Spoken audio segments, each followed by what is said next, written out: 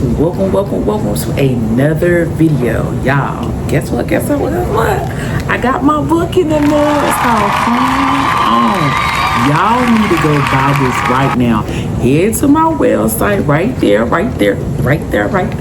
and run and get it. It comes with all types of goodies, so y'all make sure y'all go and order it today, okay? No said, okay? For all my real queens, go get this book.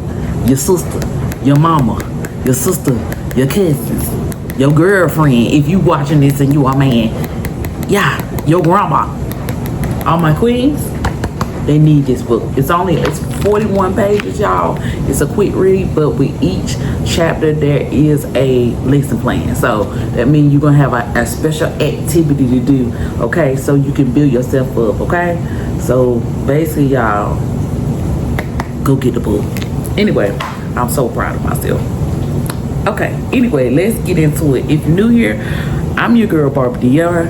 Y'all, I was about to head to bed, so that's why I look so crazy, okay? Nah, we ain't gonna talk about that. But y'all ain't here for all that. Y'all don't probably care what I look like. Let me see. What y'all think? It's cool? Because this is how we want that was bothering me, okay? We ain't gonna talk about it. But this gonna be a long one, y'all. I ain't even finna hold you. This is gonna be a long one. So go ahead and grab your snacks. If you need your wine glass to get into it, baby, we're gonna have to do what we got to do, okay? Anyway, for everybody that's new here, I'm so happy that you clicked play. Okay, that is bothering me, baby. We're gonna forget, okay? Forget it's there, okay? But I will give you a trigger warning. This story will have a little abuse in it, okay? Some physical abuse, some verbal abuse. So if that's not your forte, you know, stop now. I don't want to trigger anything. I understand mental health fully. I have a whole degree in it. I understand, you know, certain things can trigger certain things. I don't want to ever trigger nothing but happiness and smiles. So anyway, let's get into it. The name of this one is called The Worst Relationship Ever. Okay. Now, first of all, I debated. Was I going to save this story for my membership? Because y'all, I currently now, this young man currently now still try to add me on social media and, you know, insert himself in my life, and I have blocked all pages, close to about 41 pages, and I block and I delete and I block and delete. I don't read messages that are sent to me. I realize that some people are gonna be forever how can I say, obsessed with you, you know, and this is what you get when you invite craziness in your life, okay? So ladies, be careful when you're dating, okay? Now, to start this story out, I want to say that, okay, during this time, you know what I'm saying, this was my time when I used to and that was not an everyday thing. That was just on the weekends, honey. I worked a stressful job, and if you're not new here, I got a whole prison series, y'all, and I was at the prison as a correctional case manager. On the weekend, baby, I used to have me something, okay? Whether it was wine or a little can to drink. Now, I won't at the ABC store, y'all. My throat ain't strong enough to drink that stuff. Now, I'm just telling you that. But I always had me something to sip, baby, okay? That's all. Every weekend, sometime through the week, because that job was just so stressful, and that's how I used to handle things. I handle things a little different now, you know. I take it in prayer, all of that, y'all, but you know, and he handled those types of things. But before that was my vice, you know. Some people like, and that's what I did. I had me a little can, it was 8%, and then I drank me another can after that, okay? And then I was fine, okay? Because I was a lightweight for real. But either way, drinking sometimes, I don't know about with y'all, but I can say with me, drinking sometimes don't make you make the best decisions, okay? If you were of sober mind, you might would have been like, I don't think I need to mess with him, okay? But yeah, we're gonna begin this story off with at the time, because this story is gonna be a long one. I'm gonna try to make it into an hour, but I don't know. Okay, I don't know. When I was about 23 years old, I basically, prior, so we got to go back, okay? We got to go back. This was before I was even a correctional case manager. When I was 23 years old, I received the inbox.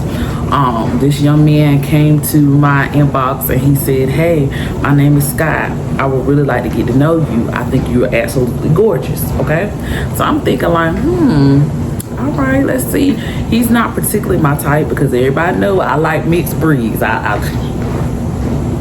Forgive me not, I like a little mixed breed.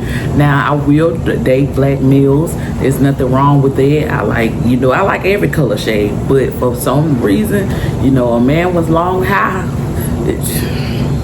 I'll be looking over there, okay? All right? But anyway, this young man was chocolate. I'm trying to think of the show that he was on. He was on the show where it was a 50 Cent show. He was dark skinned. And Mary J. Blige, Mary J. Blige was one character and he was the other character. I think his name was Unique, okay? I'm gonna put the picture up there, okay? That's basically describe him as a whole. If y'all can picture Unique, I'm gonna try to go find a picture for you. That basically describes him. He was dark skinned, he had white teeth, and he looked like Unique, okay? He had a regular, when I first met him, he had long dreads. I'm talking about if you think about a 21 bust down in the middle and it go all the way down your back, he had long dreads. He had a slender face and it was something about his smile that did something to me. It was just that chocolate. See that chocolate on white, baby, it's something. That chocolate on white, it did do something to me. So I was clicking through, his pictures, clicking through his pictures, and I'm thinking like, okay, he kind of dangerous because he a dreadhead and then he dark skinned. So I'm like, I don't know about this one. But I'm going to say, why not? I'm sipping, I'm drinking. He inboxed me and said that, whenever you free, let's link up or whatever. And I was like, okay, I'll let you know. Because, a queen ain't never free. Her time is valuable, and it ain't never free. But I might can make, book you in my schedule, And that's kind of the word plays that I use. And he would come back as fast as I shoot him out. He was smooth, I was smooth. We conversed sometimes in the inbox, okay? But one particular day, I went out on a date. And he hit me in my inbox because, prior to ladies going somewhere, we finna click a pic, okay? We gonna click a pic. Now, sometimes we might drop the pics before we go out. And sometimes we might drop the pics after we go out. But, it just depends on the day and how much time we had in the schedule because, it's... Y'all, a woman go through a whole thing. First of all, she go through a transformation, okay? She get herself cute. Then, boom, she take the pictures. Boom. Then you got to look at the top. What time your day? Do you got time to sit on the couch a little bit, go through the pictures? You ain't like how your head was turned this way. You ain't like how your head... No, my mouth, I ain't gonna look stupid. I ain't like how my breast was healed up or my slip won't or my bra was showing it. When we go through all those things, that one, we erase that one. This is fire here. This is fire. We gonna put this one on. That one right there. Okay. Oh, she got a cousin. Oh, she definitely fire. We definitely gonna do that. And so, this particular day, I had time before my date. I had an hour and I went through all the pictures and I posted 3. Boom, boom, boom. Had some kind of crazy caption, I can't even remember the caption, but anyway, it was a crafty caption, okay? Like, I'm hurt or something like that or whatever. I don't know what I picked, but knowing me, it was way crazier than that because back in the day, when I had my first Facebook page, it was called Barbie. Well, not my first Facebook, my second Facebook page, because the Facebook page that I'm on now is called Barbie New York, but it's my third page. But my second page, I deleted it because I kept going viral, and then the Illuminati reached out to me, and I'm gonna tell this story. I'm gonna tell this story, but they scared me, so I deleted. I hit the whole page. I done did too much, okay? Because I used to be lit. I would say crazy stuff. I'm talking about crazy, whatever crazy come through my thing, and just kept going viral. Just kept going viral for saying crazy stuff. Okay, so just would get drunk and say just craziness. Like, I remember one post that I the post that went viral that I guess got the Illuminati. I remember I was at like 3 o'clock in the morning, and it was something like it's 3 o'clock in the morning. I wouldn't mind licking somebody's son's balls from the back. See, that's too much. I don't need to drink. Put the cup down, baby. That's too much.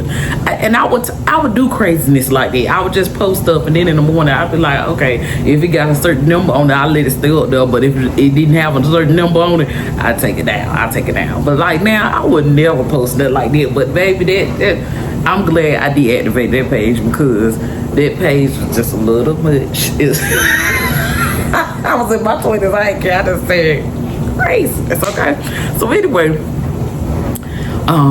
he was on this page that kept going viral, so he would see all the stuff I was saying. Every picture that I posted was very sexual. You know, just looking all in the camera, glossy eyes, breasts always show. Y'all see, y'all gotta. I learned. No, this is my move. But anyway, everything was revealing. Everything, every picture I took was extra sexy. Lips always poked out, overly glossed off. You know, I was doing a lot. Okay, I was outside. Yeah. I went on a lot of dates with that page. I made a lot of money off that page just from conversation. Yeah, I missed that page a little bit. I wish I didn't deactivate so I could say, girl, you crazy. Just go through and laugh at. I ain't gonna post nothing. I just want to go through and laugh at. Some of them pictures I wish I could add. Anyway, we couldn't do that. But anyway, we get back to it. So, 23 years old, the young man hit me up, and I don't remember, you know, I was a correctional officer at this time. The man hit me up. He said he want to see me. I had just left a date. I already posted pictures looking fine. So then he hit me up. I'm on my way back home now from this date. He said, well, can I see you? Can I see you tonight? It looked like you already dressed and ready. I was like, sure, what you have in mind? He was like, well, I'm at Walmart right now. How long, like, where are you at? Like, how close to you? So he was telling me the Walmart he was at. And I was like, you know what? I'm about to come by. Like, I literally was finna drive by. So I seen the Walmart. He was like, okay, well, then pull up then. And so I was like, okay. So I pulled up. He was like, well, what you driving? And I'm like, nah, what you driving? Because, you know what I'm saying, anytime I meet somebody for the first time, because you got to think, for like 5 to 6 months, we've been conversing back and forth, just flirty. But we never, I think we like video chatted each other one time, and it was by accident. Like I like butt down or something like that, and I was laughing with my friends in the background, and then I hung up right quick. But I saw him, and I was like, my bad. My friends really just called him, y'all, for real. Okay, I'm trying to get my phone. Girl, don't call. We all drunk. Girl, we want to see what he looked like for real. And he like literally answered the phone at 3 o'clock in the morning. And then I was like, my bad. I ain't mean to call you, whatever. And he was like, okay, whatever, bet. He was like, y'all looking good though. How many was y'all over there? We got some boys. I can bring some boys on. I'm like, nah, don't do that. So anyway, I was drunk. Y'all, one eyelash on looking cracks. And he told us my looking good. Girl, boy, no, I won't. So either way, we meet up in the parking lot. He said, I'm in the Mercedes, and he was in a Mercedes, and the Mercedes was nice. It was an all black Mercedes, but just came out that year. I'm thinking like, oh my God, another drug dealer, cause how he got it?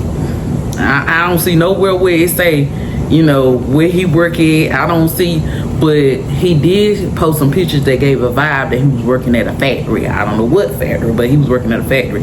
So I don't know if it was able to cover up, but I was just thinking like new Mercedes Benz. And then me, I'm a person like this. If you try to flex on me, and that's trying to pull up with like different cars and stuff like that, the only way you can flex is if you can show me your car note. You know what I'm saying? If you could show me that it's paid for, you know what I'm saying, and say paid the food, then I'd be like, okay, so what do you do to get this? You know what I'm saying? I want to know the business plan, okay? But pulling up in some new, baby, all I think is, baby, that car paid, and that car sure is beating him up. I know he is. I had a brand new car before. Baby, you don't impress me. I just be thinking, he gonna mess up his credit. He don't finish no paper. Like, that's what I be thinking when I see. But a lot of dudes used to pull up with somebody else's car trying to stunt and thinking, oh, he got a new car. I'm about to do something strange for some shit. Boy, please. So anyway, the young man pull up or whatever. I'm talking about he got it set up, y'all. Like if you will pull up to the crib, he got like theme music. He got a nice thing. He had like a dashboard that had like a fireplace going. You know, he asked me that I smoked, so he came, like, he pulled up right beside me when I told him what I was driving or whatever. He pulled up beside me. I get out, I get in the car with him, because he was like, come get in the car with me. Because he was like, if you got a dude, You know what I'm saying? I just pull off in my wheel. But I can't get caught in your car. And then he was tall, so he was about 6'1". So, you know, I had a little car, okay? He had a little car because he was like, I don't want to be cramped up in your car. He was like, come sit over there. But everybody, most people have the same reaction when they meet me. They always tell me, oh my God, you look better than your pictures. And I be like, y'all, do I give ugly? I must give ugly. I must give them pictures look too good. I must give she don't look like that for real. I must give she ugly than a motherfucker into my pictures. Cause baby, I get it all the time. And then people tell me, oh, you so little. Girl, what? Cause I'm 5'3". No, I'm big meat. Don't be talking about me, bitch. What you mean? Oh, you so little. Girl, I got a jelly roll. What you mean? But anyway, get the same reaction every time. So when I got out of the car, I get in the car. He was like, wow, you look better than your pictures. Like, you really look good. He was like, I see you with your outfit on. I just wanted to see you in live and live with color. So I sit down, like I said, he got like this screen where a fireplace is going. He got like smooth music, like a jazzy music playing, and like da, da, da, but it's more smooth, got a little urban tone to it, you know. I'm like, well, there you go. He had like we going to his house, like it's giving house vibes in the Mercedes Benz, and you know the Mercedes Benz were doing fancy stuff like it had a seat warmer because it was kind of cool at night, but it wasn't like cold like you were freezing, but it had a little chill to there. Okay, so all of a sudden I'm sitting down. He was like, oh, you cold? I'm like, yeah, because I was like this because it was a little chilly outside. And then, you know, when you go out trying to be cute, I was half naked. I had a dress that was kind of see-through or whatever. It was a red dress, but at the top it was black, but it was see-through at the top. And trying to be cute, baby, trying to walk in some heels I can't hardly walk in, baby, trying to be cute, whatever. I'm sitting there freezing for real. So he was like, hold tight. And he pressed something. I don't know what he pressed, something. I don't know what he pressed. Something on the side. All of a sudden, the whole seat was massaging me, and it was warm. Okay. He was like, just relax. You know what I'm saying? I got you, whatever. So he was like, I picked up a few things because I remember what you talking. Because back at the night, I don't know what y'all call them. I call them 211s, but they call still reserved. But I like the pineapple kind. And he was like, I got you some steels. I'm like, not you got me some steels, thank you. And I'm just sitting there and he's drinking, but he, you know, he rolling up the left hand cigarette. he rolling up knowing what he do, okay? And he was like, you smoke? And I'm like, nah, but you know, he went on and spoke or whatever. And I guess I was in there too, but you know, but I won't, you know, that was it, but he was the one. But anyway, we in there. Then he puts it out because he see that the smoke is bothering me. Because me, y'all, I don't like no smoker. You know what I'm saying? You smoke, that's your beat. But I just be like,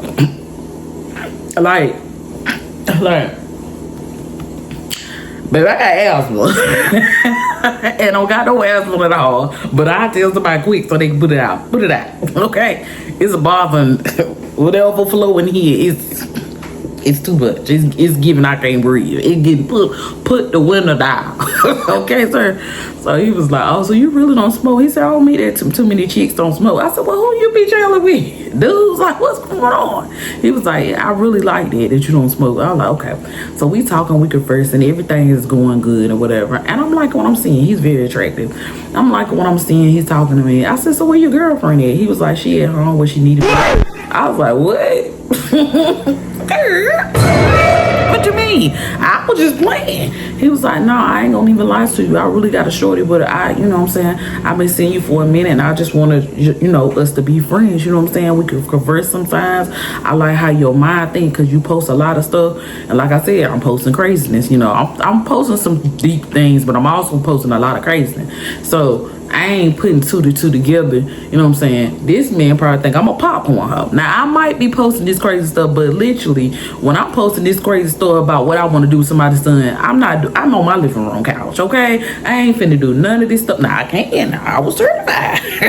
35 free. I could, but I won't doing it. I was at home drinking, feeling whatever type of way, got my music on, feeling sexy, and I said something sexy, but don't mean I was gonna do it. And then I think people just run with the narrative that, oh yeah, she must be a popcorn hoe because she's saying all this crazy. No, I was wrong. Yeah, feeling sexy, but won't finna do nothing. I knew not to put myself around people because, hey, baby, we gonna act out. We gonna act out what Chris Brown talking about. Yes, we are. Yes, we are. So I didn't put myself around people when I was like that. I just said crazy stuff on the internet. But people run with whatever narrative. Feel how you want. Call me and ask you if you want to, baby. But the only thing I was doing was going to bed and taking that thing got used batteries. Anyway, somebody will get it. But either way, moving on, we're chilling in the car. It's a nice little vibe, but he got me played to the left because you got a what? And so I'm talking to him, but I'm looking at the clock, and the clock is saying 10:30, and I'm thinking like, if you got a girl, where is you supposed to be right now? You know what I'm saying? So I already clocked that. I'm gonna give him 8 more minutes. You know what I'm saying? Because we are having a nice little conversation.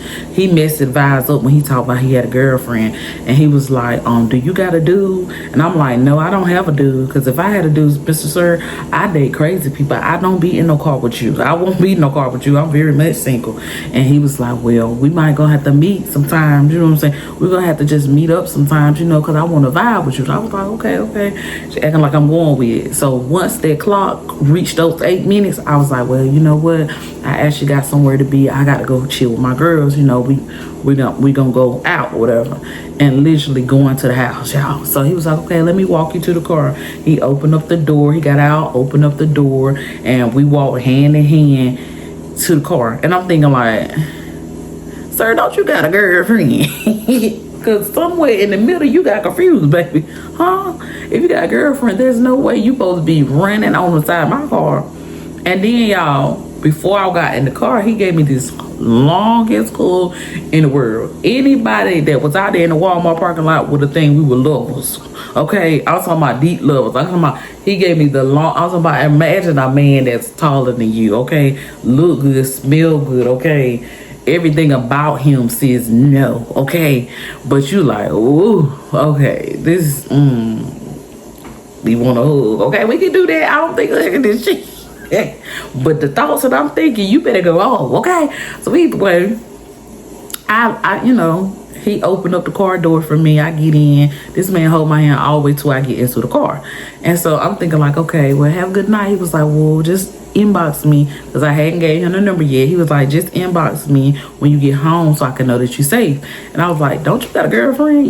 I might get home like 4, 5 o'clock in the morning. He was like, she don't check my phone. I was like, okay.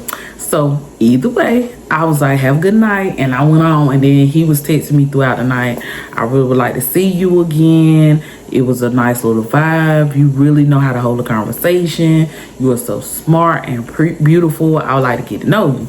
So I didn't answer because I'm like, boy, you got a girlfriend. I don't do those, okay? I ain't on nobody's side piece. I can't be your mashed potatoes. I can't be your macaroni cheese. I can't be your cabbage. I can't be your collard greens, your yams, none you got to the side, your potato salad. I can't be that, okay? All right? Now, for everybody that watch this and you fine with being the side, baby, that's fine. See, I'm the main course, okay? See, I'm the ham house, okay? I'm that fresh fried chicken, okay? I'm talking about the golden brown one. I'm talking about the season just right up there. I'm that, okay? Okay. I'm the lobster in the seaboard, okay? Let's keep going on. What's man? I'm the steak on the plate, okay? I ain't nothing on the side, baby. I ain't nothing on the side, baby. When you eat me, you full. You don't need no sides, okay? You don't need no side, baby. You don't need. That's all I'm saying, okay? To each his own. To each his own. If I ever played side, I didn't know nothing about it. Okay. I'm pretty sure I might have had in this economy, in this world, how these men deal. But baby, I ain't know nothing about it. She won't get too much. I'm getting dime money. And what was you getting, baby? What was you getting? Oh, okay. Either way, so I ain't thinking nothing. So I'm like, he constantly hit me up. Let's say he hit me up from the time we live like once per hour, just saying something, and I won't respond back. But my homegirl on my way home, almost to the house, she was like, what you doing? Swing on by. She calls me up. She was like, girl, swing on by. Now she lives like maybe 3 minutes from me. I was like, what you doing? She was like, we taking shots. I said, it's nothing. So they go my story live, which I didn't care. But either way, go to the house, go to the house. She got 1,000 people over there. I'm talking 1,000 people. We end up taking shot. We doing all types of drunk games. I'm talking about people taking shotcuts and drinking it off your shirt. Baby, we're having a time. And of course, we're recording and we putting our story. He watching the story and stuff like that, and he responding to the story like, "Oh, y'all lit? Where y'all at? I'll pull up." And I'm thinking like, "Sir, like, why you keep hitting me up, baby? You need to go home. Who is your girlfriend? She must ain't straight, cause it's strict over here, baby. What's going on?" So either way, I didn't respond. I got like 7 or 8. So when I got home, it was like 4 o'clock in the morning. So I did hit him and I said home. And so after that, I, washed my tail. Okay, I was so up, but I washed my tail, got in my moo-moo, and laid it down like Chris Brown. Okay, laid it down. Okay, woke up the next day, y'all, at 12 o'clock. Hey man, it was about 11:59, baby. I woke up thinking it was 10 o'clock. 10 o'clock, it's 11:59. Oh, I had a time for real. Okay, yeah, that was a real good sleep. I liked it. So either way, got up, 10 messages.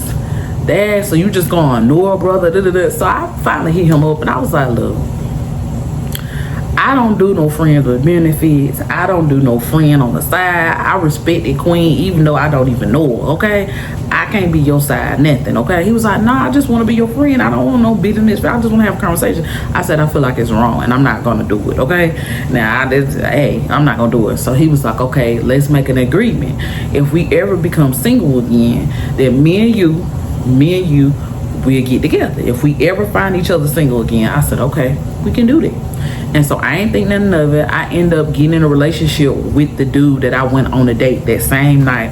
We ended up being together for like 8 months, and then I went through his phone one night and I seen that he was talking to her and her and her and her, and he was having friends, okay? Now, he ain't put nothing in nobody. He ain't put nobody in there, but he was real friendly, okay? And I don't do no friendly people, okay? All right, okay? You don't need to talk to them nobody else. You got me. I got 32 personality. The wig change every day. Who do you want? Do you want Sarah? Do you want Megan? Do you want April? Do you need Alicia? Who do you want? Do you want Barbie? Who do you need? Do you need Tanya? Who do you need? Just let me know. Okay, Sabrina. Who do you need? I got 32 personalities. There's no way that you need somebody else to talk to. And then everything he was talking to all these women about was about me. See, I was the problem. As Carly B, maybe I am the drama. You know what I'm saying? It was all stuff that I was doing. I know these women was sick of him. But you know what? Either way, I broke up with him. I just screenshot him all this stuff. I said, you too busy in the streets running your mouth about me. So therefore, since you gossiping like a bitch, I'm gonna send you back out there with him, okay? And so boom, that was in it. 8 months wasted down the drain. Bye. So either way, that's done, okay? So me, I'm one of the ones, as soon as I'm single, I get up there on Facebook, change my little status, okay? That's what I used to do. Give me a little something to drink, cause I ain't in my feels, but I was in my feels. But I'm like, you wasting my time for real. You wasting my time. He was a pretty decent guy. You know what I'm saying? Real sweet with it. He just was boring. He was just boring. I want to be out on the time. Like when I was off work, I want to be out doing this, doing that. And we didn't have to go out into no club. Like I'm at my friend's house most of the time chilling. If I went at my friend's house, it was something that he was invited to, but I don't feel like going out. Well, baby, stay home then, okay? Stay home like an old man. We in our 20s, honey. We're in our 20s. I was 23. This man had to be 21. Baby, you want to sit on the couch? Like, what? Baby, I ain't finna run here with you. I ain't be able to do it. I ain't gonna be able to do it. So, he had to go. Okay. So, anyway, I changed my status to single. No second later, in my inbox. What's up? And I'm like, hey, how you doing? He was like, I really would like the opportunity to talk to you again. Me and my girl, we ain't together no more, and I'm single. And remember what I said, right? And so I'm like, okay, cool, whatever. I'm also thinking about what happened the last time we hung out, and like this has been 8 months ago. But I'm thinking like, I'm gonna just be honest with you up front. I don't like no friendly nigga. You know what I'm saying? If you won't talk to me. If you gonna talk to me while you got a girl and you think you gonna run that and that's gonna happen how it's gonna happen with me, nah, I'm not gonna go for that. So we might not even waste our time. He was like, nah, I would never do that to you. I literally, you know, a man gonna lie. He gonna spear lies and try to make it sound good. He was like, nah, I would never do that to you. You know, me and her had a long history, and I was already halfway out the door. I was just trying to hold on because we got so much history together. And I'm like, oh, okay, whatever. So drinking, like I said, didn't make my best decisions because I was so while I'm having this conversation, I'm like, yeah, that made sense. And you know, if I was a sober bride, boy, get out my inbox, blah. I wouldn't even we would never have this story time. So either way, he was like, now I will say this, prior to him inboxing me, as soon as I changed my status to single, I was already, let's say before I changed my status to single, I was legitimately single for 2 weeks already. But I was on a dating app, so I had been going out with this guy, and you know, we were talking, and he was a pretty nice guy. Like, he was really nice guy. He was real nice guy, and I'll bring him up to say, just keep watching, you're gonna see. So I was kind of talking to him, you know what I'm saying? It was 2 weeks in. I won't taking it serious because it's 2 weeks in, okay? But I liked him. I've seen him a couple of times. We've been conversing in the inbox. He's a pretty cool guy or whatever.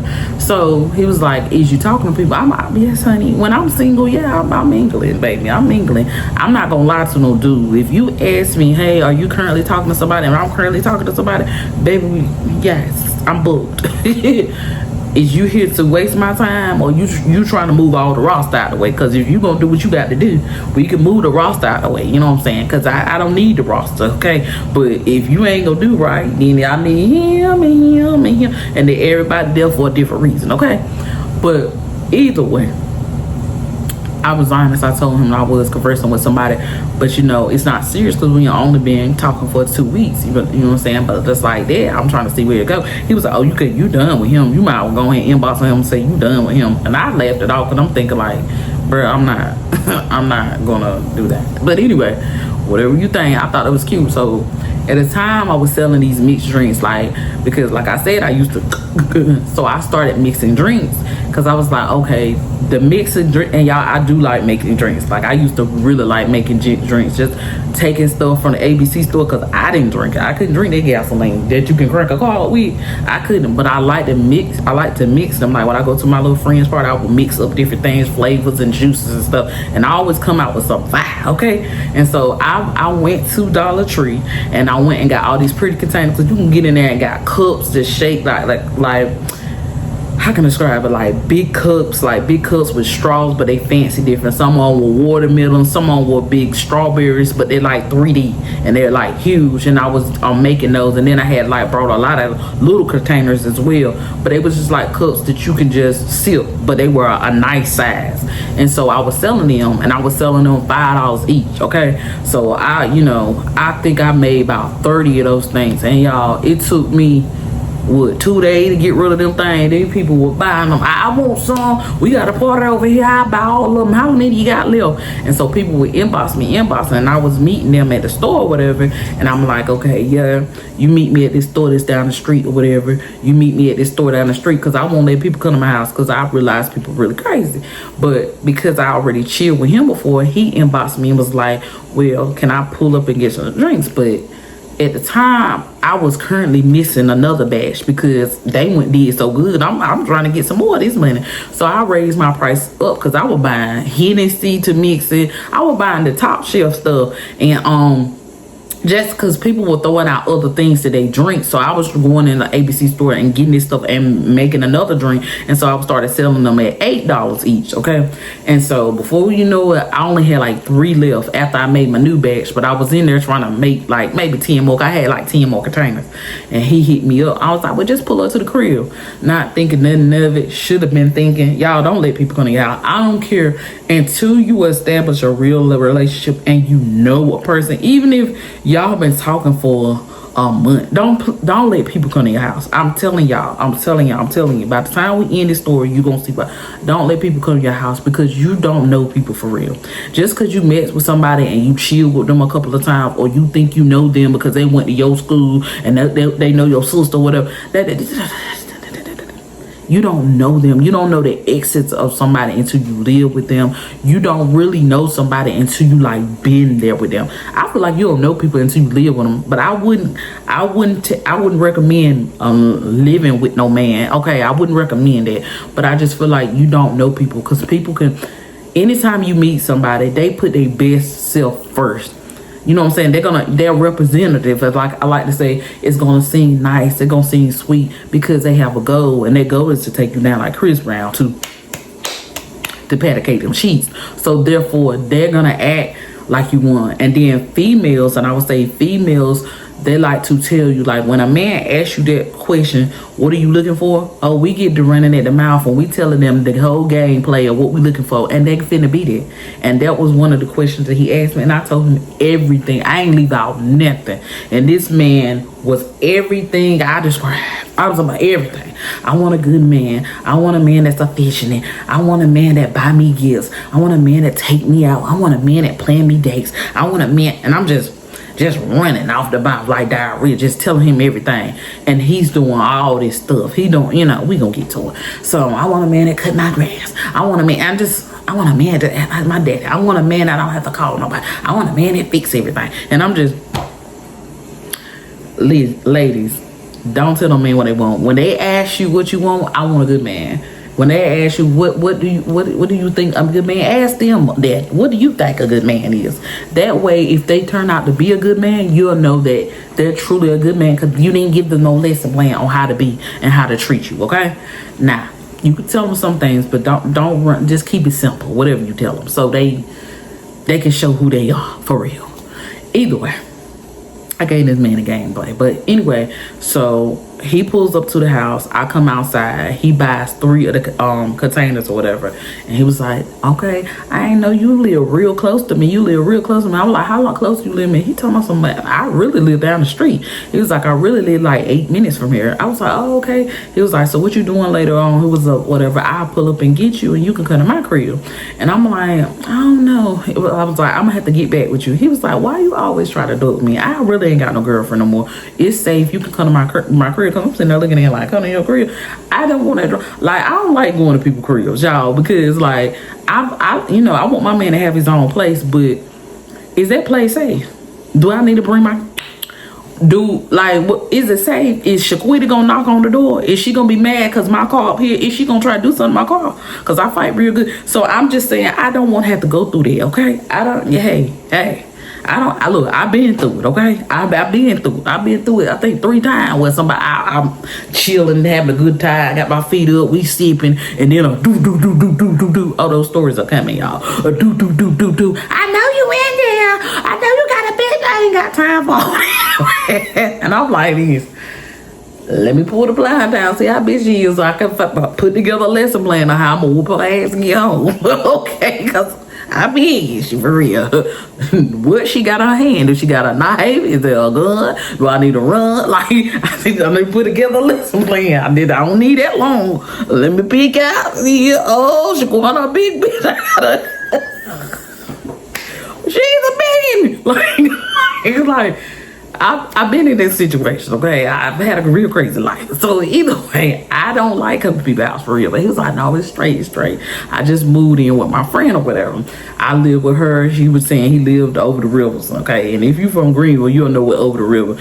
But it's in Little Washington, close to Little Washington. Anyway, I'm in North Carolina. So either way, he was like, I'm not with her no more. Like, I literally got my stuff when I moved out. I'm starting over. So I was like, okay. So y'all understand that there's always signs when you're not supposed to be with somebody. You just got to pay attention. If you keep your mind sober enough, you got to pay attention to when something make you think about it later. That's a sign. Like, you ain't supposed to be with this guy, okay? That's the sign. If you got to think about something like something that happened when y'all were together and you be thinking about it later, like, nah. Go ahead, cut ties, baby. Cut time and say yourself or whatever supposed to be coming, okay? Go ahead, be like, we changed the story plan, because baby, I don't talk to him no more. But either way, I kept going. So I was like, yeah, okay, you can pull up later, but I'll let you know, because I was supposed to go to my friend's house doing something. But either way, she, canceled her party and going on a date with her man. So he inboxed me and said, we still chilling, whatever. I'm gonna come pick you up at 7.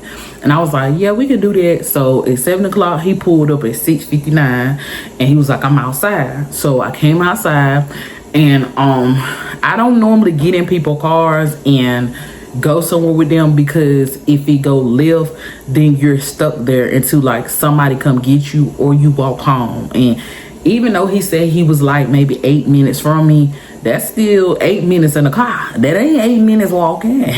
They're about 30 minutes walking, ain't they? 15, 20, something like that. So I was like, I don't know. But everything about him made me feel comfortable, because like I said, I done chilled with him before.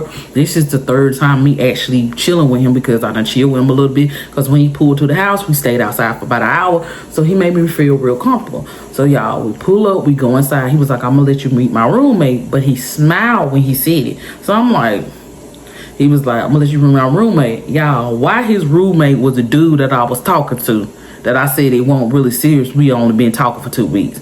So I'm like, he walks out the room. I like to have a whole heart attack. Okay, so we gonna name his roommate Cameron. So Cameron walk out the room, but he got another female with him. So that's why it was so important for me to get there at 7 o'clock, so I can see him with another girl. Okay, so I'm thinking like, we just was conversing. It ain't that serious, but in the inbox, you were saying like, you know what I'm saying, you really seriously looking for a relationship, and you ain't just trying to out here play. So he come out the room with Shorty, and she was a pretty young thing, I get it. She come out there, and I said, hey, how you doing? And he looked at his roommate. He looked at Scott like, that's, oh, all right, okay, bet, like, all right. And so Shaquita that was with him, like, what's wrong? What's wrong? Because she just looked stupid in the face. What's wrong? What's wrong?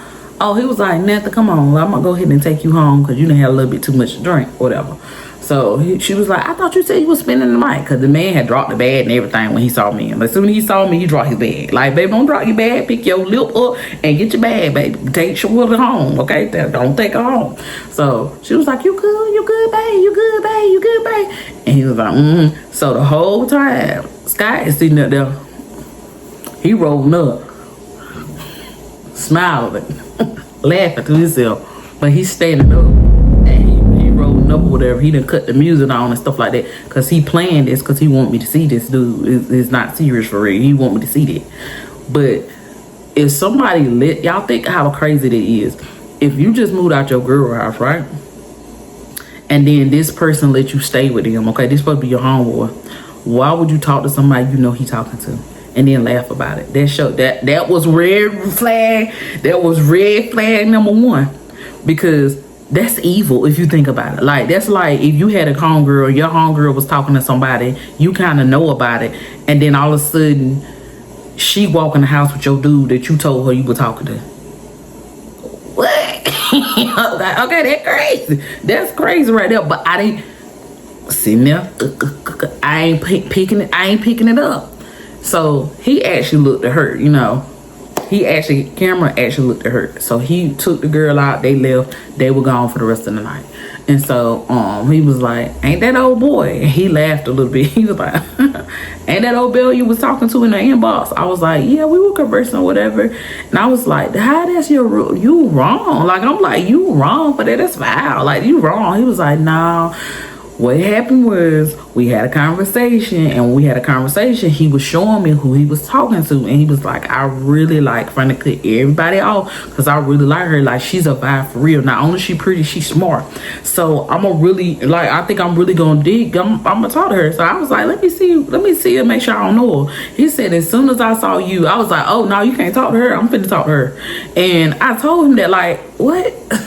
He was like, no, I'm finna talk to her. I used to talk to her. And then he was like, I showed him my inboxes, how we met up and everything. So he was like, well, y'all did meet first, whatever. But he was like, nah, I'm talking to her now. So, you know what I'm saying? Like, you can't respect that. And I was like, bet, yeah, I'm gonna respect it. And then I brought you now. I said, that's wrong. That was foul. Like, you don't think that was foul? He was like, no, because I was talking to you first. And he kept saying, I was talking to you first, so I don't think it's foul. But I think it was foul. What y'all think? Y'all think it was foul? Because I think it was foul. What y'all think? Y'all think it was foul?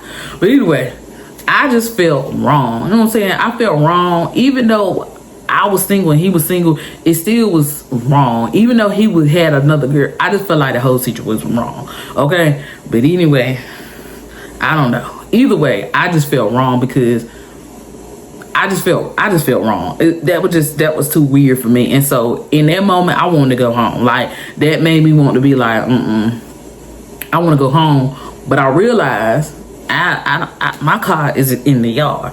He was like, you gonna smoke this with me? And I'm like, yeah, I told you I don't smoke. He was like, why you don't smoke? I don't know no female don't smoke. I was like, because I don't like it. Like, he made me cough, and when I coughed too, like, it hurt my chest. Like, he was like, yeah, that's the beauty of it. After you cough, you be high. I like, no. I don't want to be high. I'm already lifted.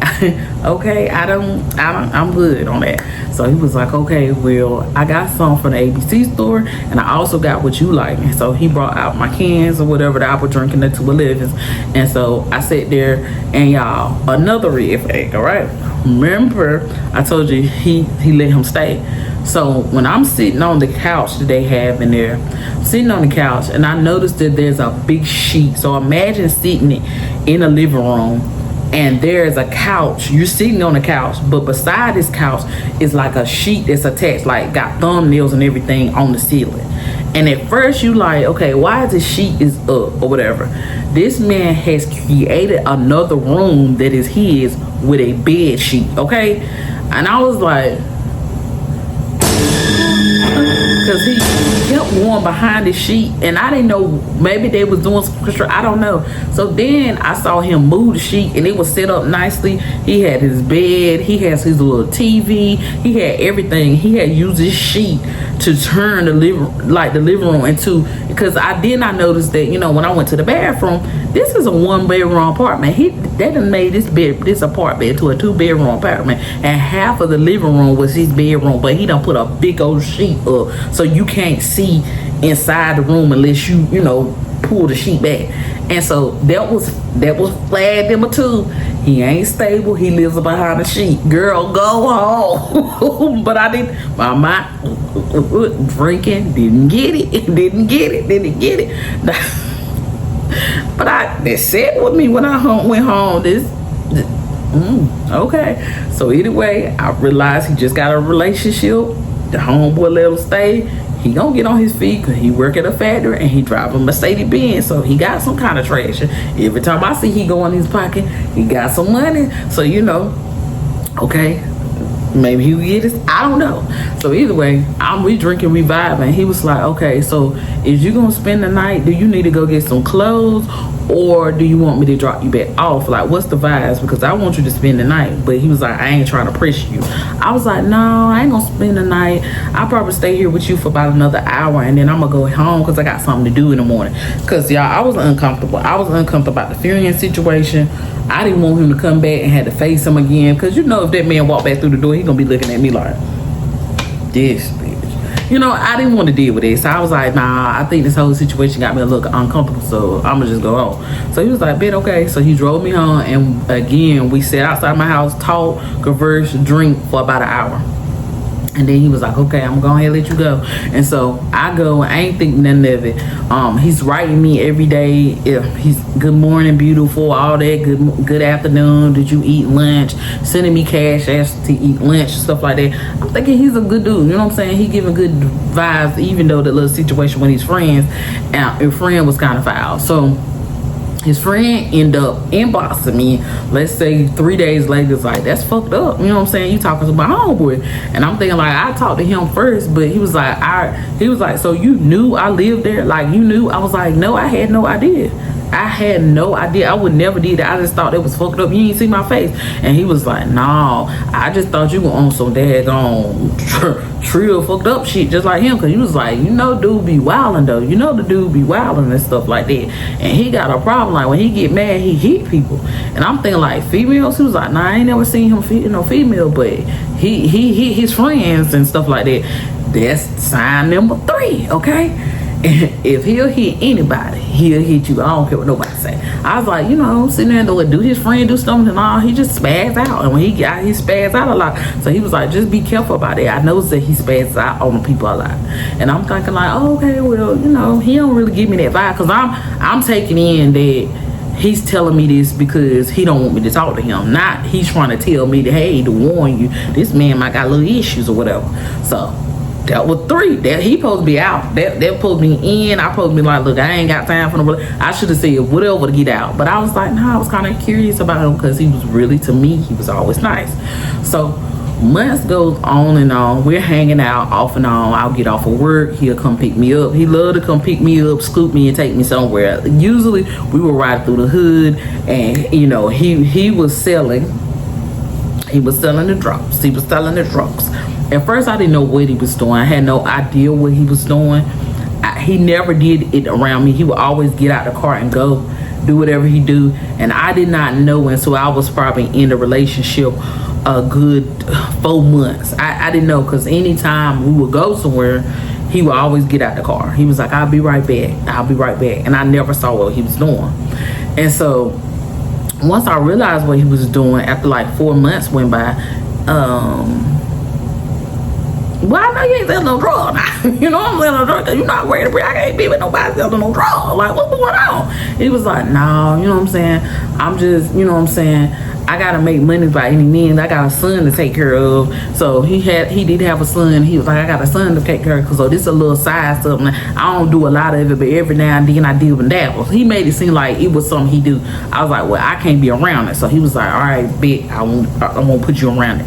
I don't need to be around it. It's wrong. I don't agree with it. Nah, keep me. I ain't want no parts of. I'm riding down, because I, you know what I'm saying. At this time, I'm in my later 20s, so I understand. We ain't 23 no more. Like, me riding around with you, baby, I don't want nobody to go whoop whoop, and he be like, it's her. Like, no, no, baby, I can't do that. So he was like, nah, it's just something I dibble dab in sometimes, whatever. So either way, after that happened, y'all, I was kind of like starting to get turned off by them, because I didn't want to deal with nobody. I deal with somebody and I know how it go. Either you end up in prison or we end up in some mess. Like, I didn't want no parts, okay? I was trying to have a fun life, hanging out with my friends. I was peaceful. Like, I didn't have no drama. I ain't want nothing. So either way, after about like 6 months, he's making a big deal, because y'all, we still ain't did the hump the bump wing, because I just felt like I didn't know him. Like, he was always a mystery, you know what I'm saying? He didn't share too much, but I just felt like it was just something with him. Like, let's say, like, if you chill with somebody, usually a person sit down beside you and y'all watching TV, then the next thing you know, y'all rubbing on each other and things leave. It was like, anytime I was around, this man would not sit down. He was always rolling up and he would not sit down.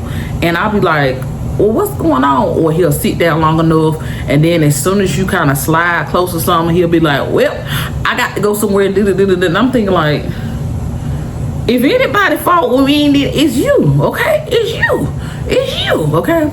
So after 6 months, he started pressing me about being stressed out because his girlfriend won't do it with him. And I'm thinking like, sir, that moment is gonna happen. It just ain't happen with you, because you're weird. You know what I'm saying? Most people know how to get it, baby. You should have got it by now, but you just need to do what you got to do to get it, okay?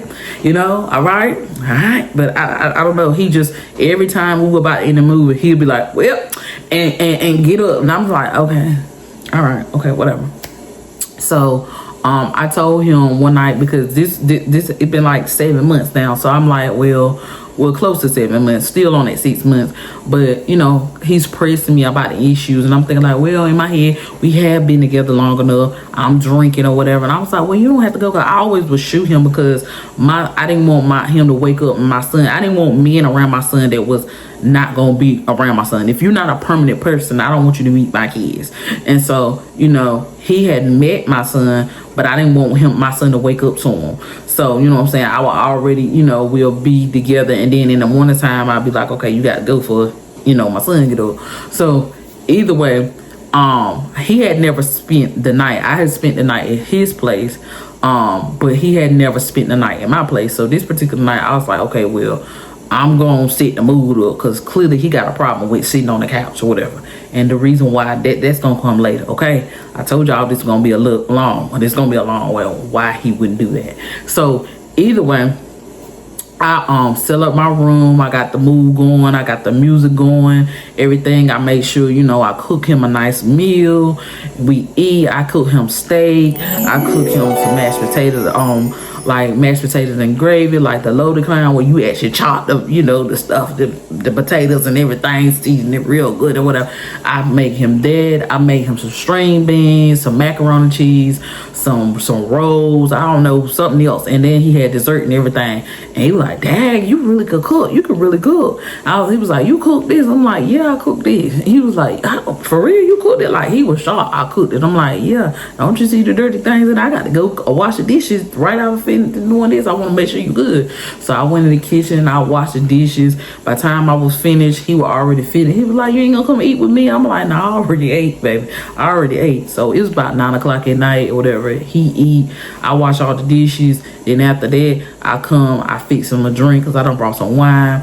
I fix him a glass of wine. We sitting there, we vibing, everything good, okay? So we're talking and stuff like that, and then I just turn the lights off. I turn the lights off, turn the TV off and everything, and I'm like, let's do what we supposed to do, okay? So boom, boom, boom, boom, boom, boom.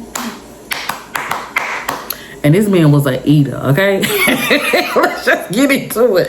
This man was a eater. This man ate you so good, baby. You had to return the favor. Like, it was just, oh, you think you could do something? Move out the way. Let me show you what I can do. Let me show you what I can do. So, baby, this man, you know, this man was a pro, okay? He was top tier at that. So, you know, you know what I'm saying? It was like we were doing things like we're in competition with each other, because who gonna do? And y'all gotta think, I was online talking about all this stuff I would do if I had somebody's son, and so that stuff was playing back. Oh, this man been reading stuff, so let me do what I said I was gonna do, and I did just that, okay? Nah, that's a cute version of it. I don't know what you two gonna do with it. So, you know, I'm trying to keep it cute. I'm trying to keep it cute, okay? But either way, a time was had. A time we had about 4 times. You know, we went to sleep, wake up, do it again. Go to sleep, wake up, we do it again. Go to sleep, wake up, we do it again. Get up, make us a sandwich or two, we do it again. Like, it's a lot going on. That's all y'all need to know. You know, we got, you know, hey, we got music playing. Tank is on, okay? Tank is playing, and you know, I'm putting on dance shows for him, you know, and we drunk, so we're having a time, okay? So either way, he rose up, you know, and it's like 6 o'clock in the morning. He was like, I've never done this with nobody. Like, I ain't never done like back to back. I've never done this before. He's like, wow, like, this is crazy and whatever. He was like, man, he was like, do you want me to leave before, you know, your son wake or whatever? I was like, no, you can stay. You can stay, because I won't that again. You know, before he wake up, because he usually wake up by 9 o'clock. So, you know, one more time. So everything is good, but y'all, I'm like, okay, so let's do that thing again. So it was like, as soon as the sun came up, and I'm exhausted, because like I said, we sleeping for a little bit, and as soon as somebody stir or wake up, we back at it.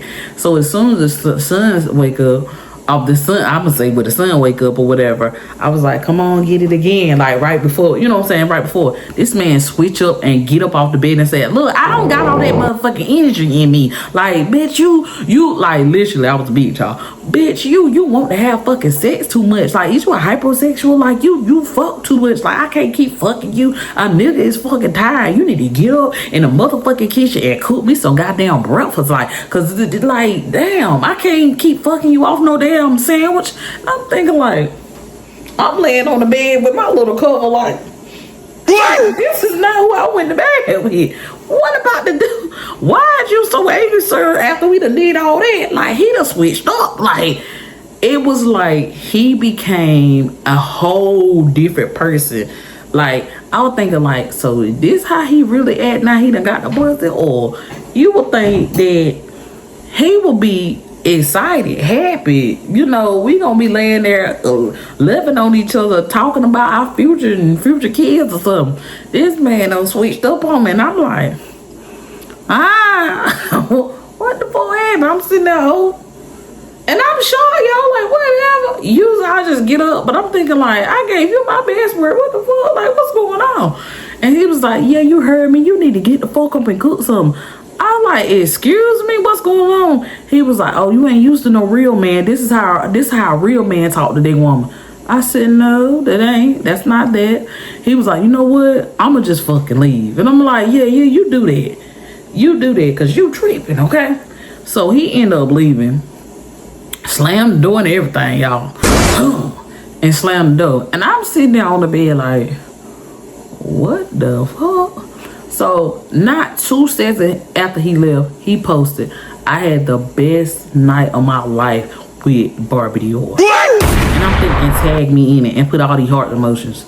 And I'm thinking like, sir, don't tell nobody I was fucking with you, because I'm finna break up with your ass, because baby, what the fuck? Like, what?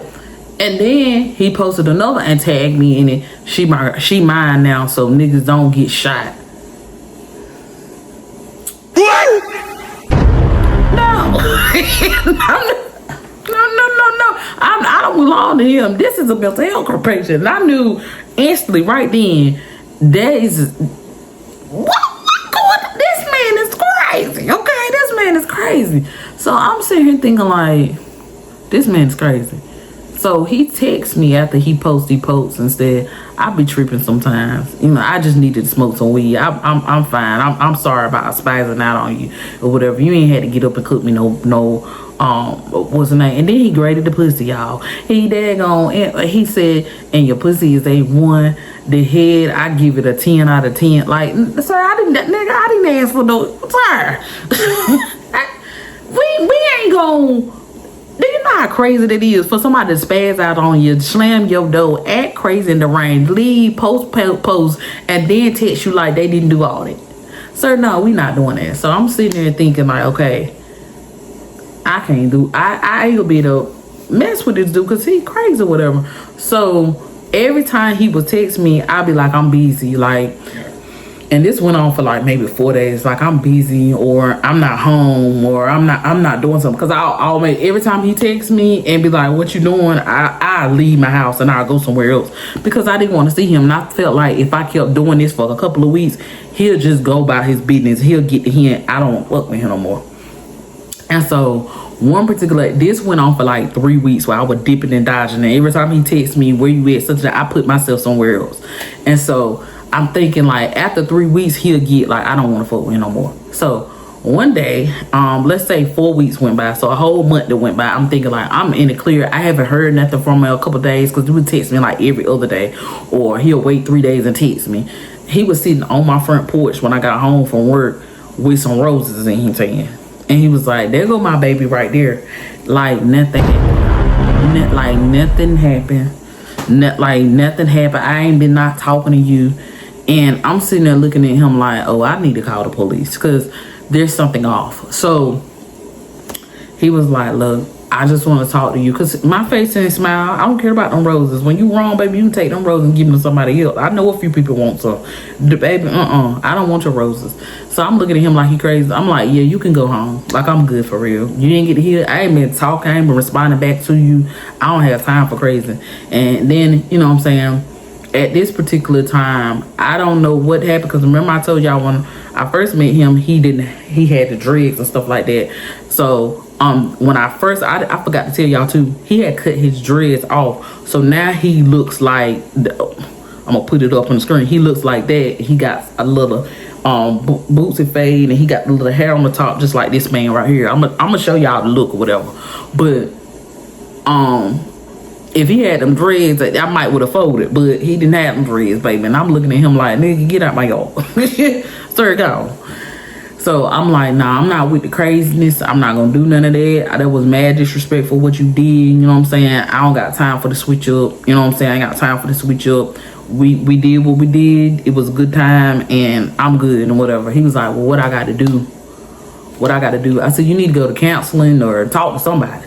He was like, what I gotta do, I do whatever, I do whatever. I said, well, give me a couple of days. He's like, bitch, you done had, and then he spazzed out again, y'all. Bitch, you done had a whole fucking month. I left your ass alone. Where the fuck you been at? Every time I come over, he's like spazzing out on me, y'all. Just spazzing out. Where the fuck you been at? Where the fuck you been at? Every time I come over here, your car ain't on.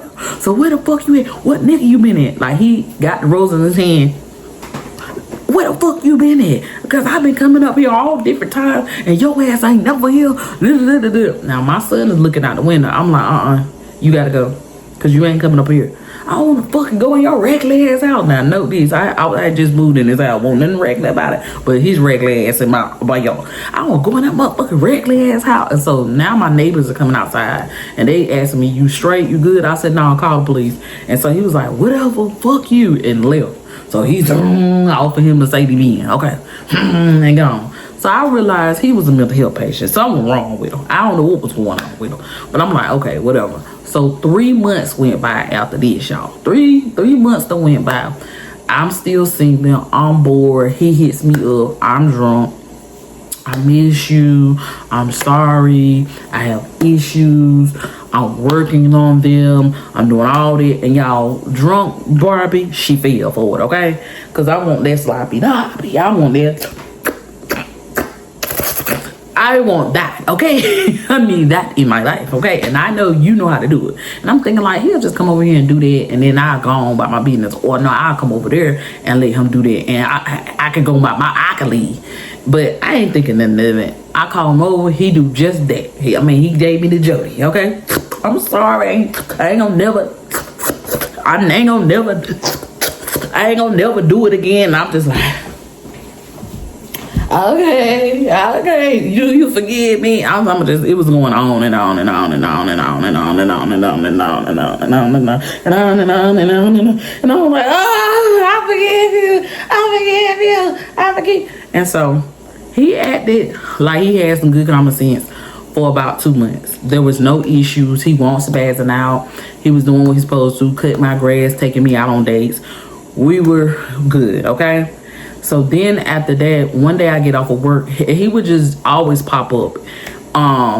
He popped up and he was like, you're my girlfriend now. You know what I'm saying? Just 2 months we dealing with each other. Really, it just was like sex off and on.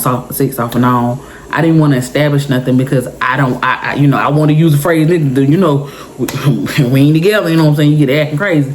But I really was just like, I don't know about this dude. Something a little off him. Even though for 2 months straight, I'm thinking like, we ain't had no issues. I ain't been no bitch. I ain't been none of that. He ain't yell. Everything good, okay?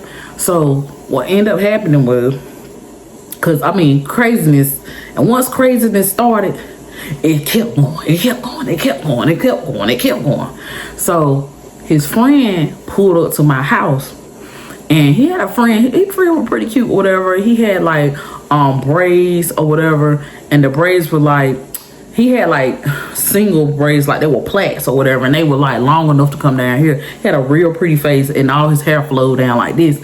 And he was like, hey, nice to meet you. You know, Scott talks about you all the time or whatever. He was like, you know, my boy a little off a little bit like that, but he cool, he straight or whatever. He was like, this my best friend. Don't be out here playing with him. Don't play, because you know he a little hard. Y'all, that was like the 1500 sign. I need to leave this man alone, okay? Because anytime somebody say they little hard, baby, run. Don't, they mean that, okay? They mean that, okay? So I ain't thinking nothing of it. I actually like the friend because the friend has a personality like me. Like, we like to joke, we like to giggle, you know what I'm saying? He was just a vibe, you know what I'm saying? So I really like his friend. And anytime that he would act like he gonna spaz out, his friend was like his calm or whatever. It just, to me, like his friend like will meaning him out or whatever. So at the time, he had, like, he was living with that guy, and then he came to my house one day and he was like, oh, I don't live with him no more. I don't live with that fuck nigga no more, because he always doing shit. I came home, all my stuff outside with a fucking note. He said, don't come back in my house or I'm gonna call the police on you. And he already know I'm on probation. Now, y'all, probation. What you mean you on probation? You know I can't be with nobody on no probation. He was like, nah, I ain't mean that. He was like, look, I ain't got that long or whatever. And he was like, I'm thinking like in my head, I gotta start dealing with him. Cause baby, what? On probation, baby, we don't do that. That's too close to him. So either way, He was like, nah, I ain't got long. I got a couple more months. And I'm like, but I was like, I can't deal with you because, I was working in prison. I can't be even, you on probation. You still inmate. And that's how they looked at it. So either way, I was like, what? Probation for what? Probation for what? And he was like, I had got called up. I was never explained it. Was talking in circles. Don't know what. I look at his name. I go to work one day and look it up. And he on probation for breaching a restraining order. His baby mama had a restraining order on him, and he popped up, and he was breaking property and everything. That was a $1,500,000 sign. Girl, leave this man alone. Leave this man alone, okay? I know it's good, but you need to get, hey, you have to do it to yourself. I don't know what to tell you. You need to leave this man alone. It ain't worth it. Ain't worth it.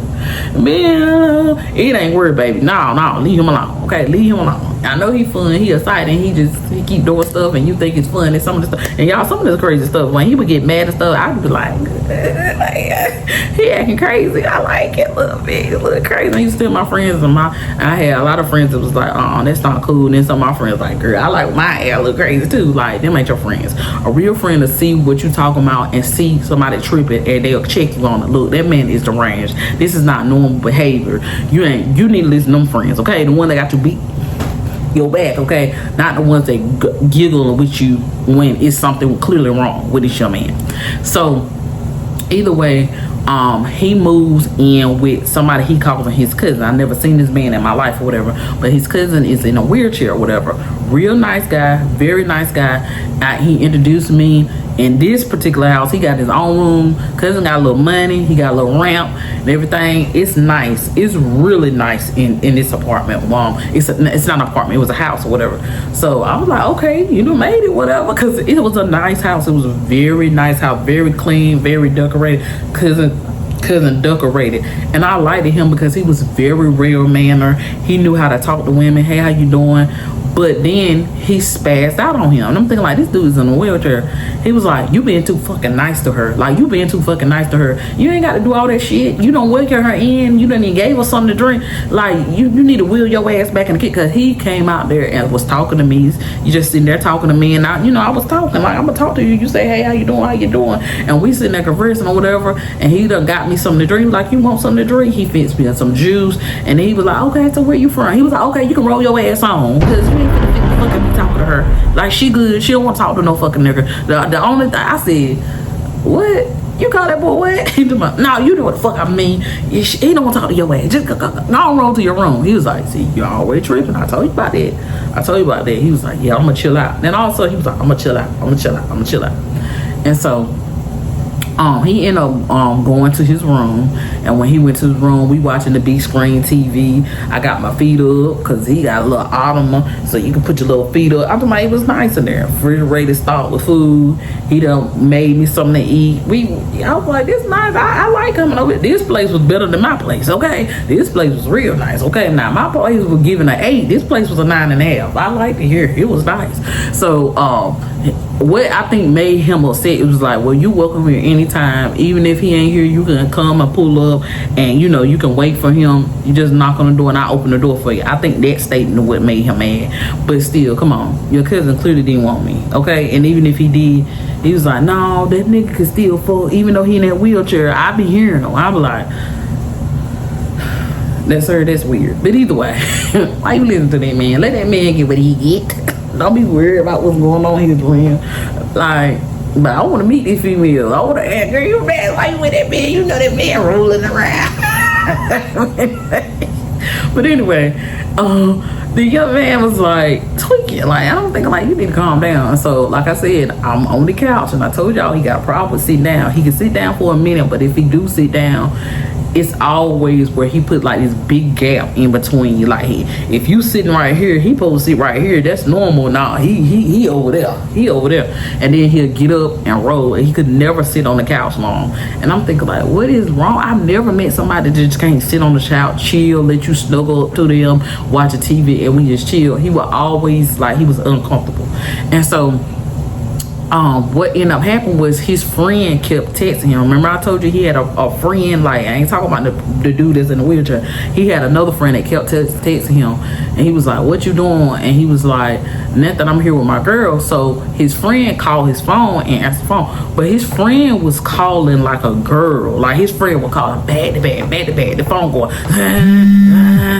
but it's his friend face. So I'm sitting there looking at it. Now I got an attitude, because like, don't try to play me like, you know how I was the friend he was trying to make friends. So I'm thinking like, maybe this number is saved to a female because it keep going off. So he seen my face toward, so he answered the phone. He was like, what's going on? You done called me like 5-6 times. I told y'all with my girl tonight or whatever. And so he was like, man, I thought it was bros over hoes and stuff like that. He was like, man, don't call her that, don't call her that. He was like, shit, you be calling her ass that, you be calling her whole bitch, whatever.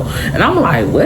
Oh, I'm finna go home. So that was my look. You get to talking crazy, and then you let somebody disrespect me, you know, even though you would talk crazy, whatever, I belong to you. Like, why you let this brother talk the crazy stuff like that? But I'm like, I'm finna go. Oh, so I'm a what? Okay, all right, bitch. So I'm about to go. He was like, no, the fuck, you ain't going nowhere. He was like, see, I got to go. You got my motherfucking girlfriend mad, whatever. He was like, just chill out. So I tried to go to the door. He was like, nah, babe, just chill out. You know what I'm saying? You know, we just pop shit. That's how we call it. We don't really mean nothing about it. Y'all, when a man disrespect you the first time, just remember that's who he is, okay? Okay, a man should have no reason to disrespect you or call you out your name. I would never go for that now. That man was drinking, just, I don't know why I accepted it, but I accepted it. You know, he would just say it wasn't like an everyday thing. It was just sometimes when he be talking to his bros, it was, you know, yeah, you know my bitch, this and that. I don't want to be nobody bitch. I want to be a lady. Okay, can I be your queen? You know what I'm saying? I won't go for terms like that, but then I did. So I'm like, yeah, because he just a thug, and that's how the thugs talk, okay? Nah, no, you don't let people disrespect you like, okay? So either way, we there, and then all of a sudden, let's say an hour went by, I'm looking at the TV, I guess he trying to sit down. He'll sit down, lay his head down in my lap, and then all of a sudden it was somebody just about to break the door down. And so his friend come out his cousin come out the room, he rolled out the room, but he got a big old gun across his lap, and I'm thinking like, oh, you ready? Ain't nobody going. He was like, nah, who the fuck is that? He cocked his gun. Who is that beating on my door? Because it's about 2 o'clock in the morning. Who the fuck is that? And he was like, chill out, man, cuzzo. He was like, chill out, cuzzo. It's just me. So he walk in the house. He got a girl with him. And, you know, both of them look drunk. He got his arm over her, like, so did she standing here? They both the same height. This man got to be like 6'2" or something like that. She got to be like 6 foot. You know what I'm saying? I'm like, you're a big bitch. Like, this is Amazon or whatever. He was like, I just want to show you my Amazon. I want to show you my Amazon in person. Look at her. Ain't she fine? Turn around, babe. Turn around or whatever. And so they clap hands or whatever. And so he was like, he started drinking. Like, he was sitting on the couch, and the friend was like, so you gonna be with this bitch all night? I was like, bitch, don't call me no motherfucking bitch. He was like, didn't I fucking tell you about that? You don't call my bitch no bitch. You let me call her a bitch, but you don't call my bitch. That's my bitch. You don't say nothing about my bitch. So I'm thinking like, yeah, you don't say nothing about me. But I was like, you know what? I'm going home. See, she finna go home. Because he knew if I went home, you ain't coming in there with me. You don't piss me off. I'm not opening the door. The police gonna be called. You need to go home. Like, I'm done. Like, you cut off for the night. We ain't finna do nothing. Like, and he know I'm gonna be mad for about 2-3 days. So like, like, you done got my bitch. And so they ate each other throat. They but these hoes, I already told you. And I'm thinking like, the girl sitting on the couch with me, and she drunk. She was like, they real disrespectful, ain't they? She was like, man, I wish I drove my car. She was like, bitch, you ain't got no motherfucking car. You drove your mama car to my house. Did you forget that, bitch? And I'm talking about, we just being disrespectful. We was bitches and hoes, bitch. And I'm thinking like, you know what? I'm going to the house. I'm done. Like, I you know what I'm saying? I did not deserve all this now, okay? So it gave, from looking at them, and this man was yelling and hollering, it gave that his best friend was his lover. That's what it gave. It gave that he was mad because I was there because he wanted to be there. Their whole conversation didn't make sense. Like, why would you be mad about somebody being with a girlfriend at the house with their girlfriend. And then I'm talking about they were fussing, nah, cause you always chilling with that bitch. You don't never make time for me. You always So he was like, call my bitch a bitch again. And I'm thinking like, sir, that don't even make sense. Call my bitch again. Now, this particular time, I had pulled up to the house. So I went and got my keys. I got my packed up all my stuff. And he saw me going out the door. I'm do. No. And I'm acting like Shaquille. No, fuck this nigga. I'm finna go. I'm sick of this shit. He keep calling me a bitch. Motherfucker, you a bitch. You a bitch. So now we getting into it. Like me and the friend getting into it. No, I ain't no motherfucking bitch. Yes, you is. You a bitch ass nigga. Cause why would you come here and call me outside my name? Did I call you outside tonight? You acting like a bitch. You keep blowing his phone. What you want to come here to suck his dick? Did you need that? Did you need that? Cause he do get a good sloppy toppy. Did you need that? Cause that's what you acting. You acting like you need your dick stuff. You acting like you need your dick stuff. And so now he mad. Now crazy man. That's what we should have called him, crazy. But anyway, now Scott mad. Like, now you got my bitch mad. Like, he was so mad that I was mad and I was leaving. You know what I'm saying? Like, no, babe, don't go nowhere. I promise you, we gonna chill. This gonna be a relaxed night and stuff like that. He switch up. Oh, so you, and the best friend, man, oh, so you switching up. Like, oh, you soft for this bitch. Oh, you soft for this bitch. She a hoe and everything. When you with us, oh, now you don't want to leave. Why the fuck you don't want to leave for? It gave, this was his boyfriend, girlfriend. That's what it gave. I'm like, y'all was a weird shit. I'm finna go. So, I go, I do to the car. The next thing I know, as soon as I grab the door to open the car, I hear pop, pop, pop, pop, pop. So I'm like, oh, I'm ducking down to the ground. I'm looking down on the ground. Because I'm thinking like, this motherfucker done shot me or he's trying to shoot me because I'm trying to leave. Or I don't know who, because both of them crazy. And I'm like, what? So I turn around and they tussling with a gun. Like, is Scott, he got the gun. Like, it's a little gun. It's like a 22. He got the gun. And his friend, they struggling with the gun. He was like, nah, because you can't hear disrespect. And I'm talking about they struggling with the gun. They just struggling with the gun. No, fuck you, the gun go off. And I'm thinking like, oh, shit. Like, stop. So the cousin can roll outside, whatever. He said, no, you got to go. I already told you before. I don't bring all that wild, crazy shit to my house. I don't have no drama. You got to go get your shit. Tomorrow morning, I want you out my shit. You can't be here no more. So I said, he was like, see, now you done got me kicked out my shit. And so, y'all, I get in my car. I crawl to the passenger, not the passenger, but the driver side, open the door, scared, crawl up there, get in the car, still leaning down, crank on the car. They're like, babe, don't go nowhere. No, fuck you, nigga, baby. I'm not doing this shit.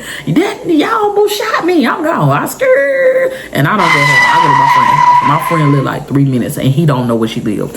So he circling my house. He was like, where the fuck you at? You with some nigga? And I'm like, no. I springtime. I'm with my friend.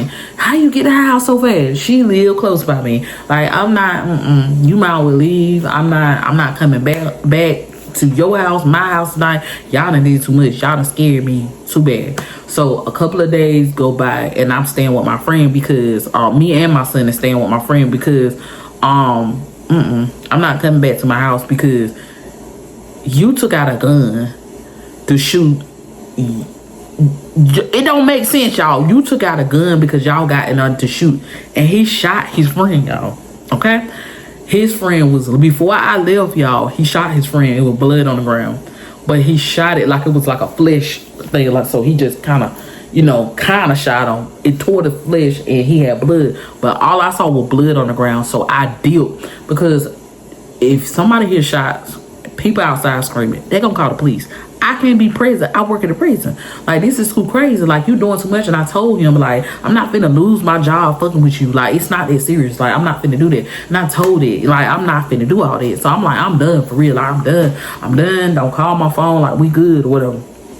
So he was like, I'm gonna let you cool down for a couple of days, and then we gonna make this work. And so he was just calling me every day. I wouldn't answer the phone.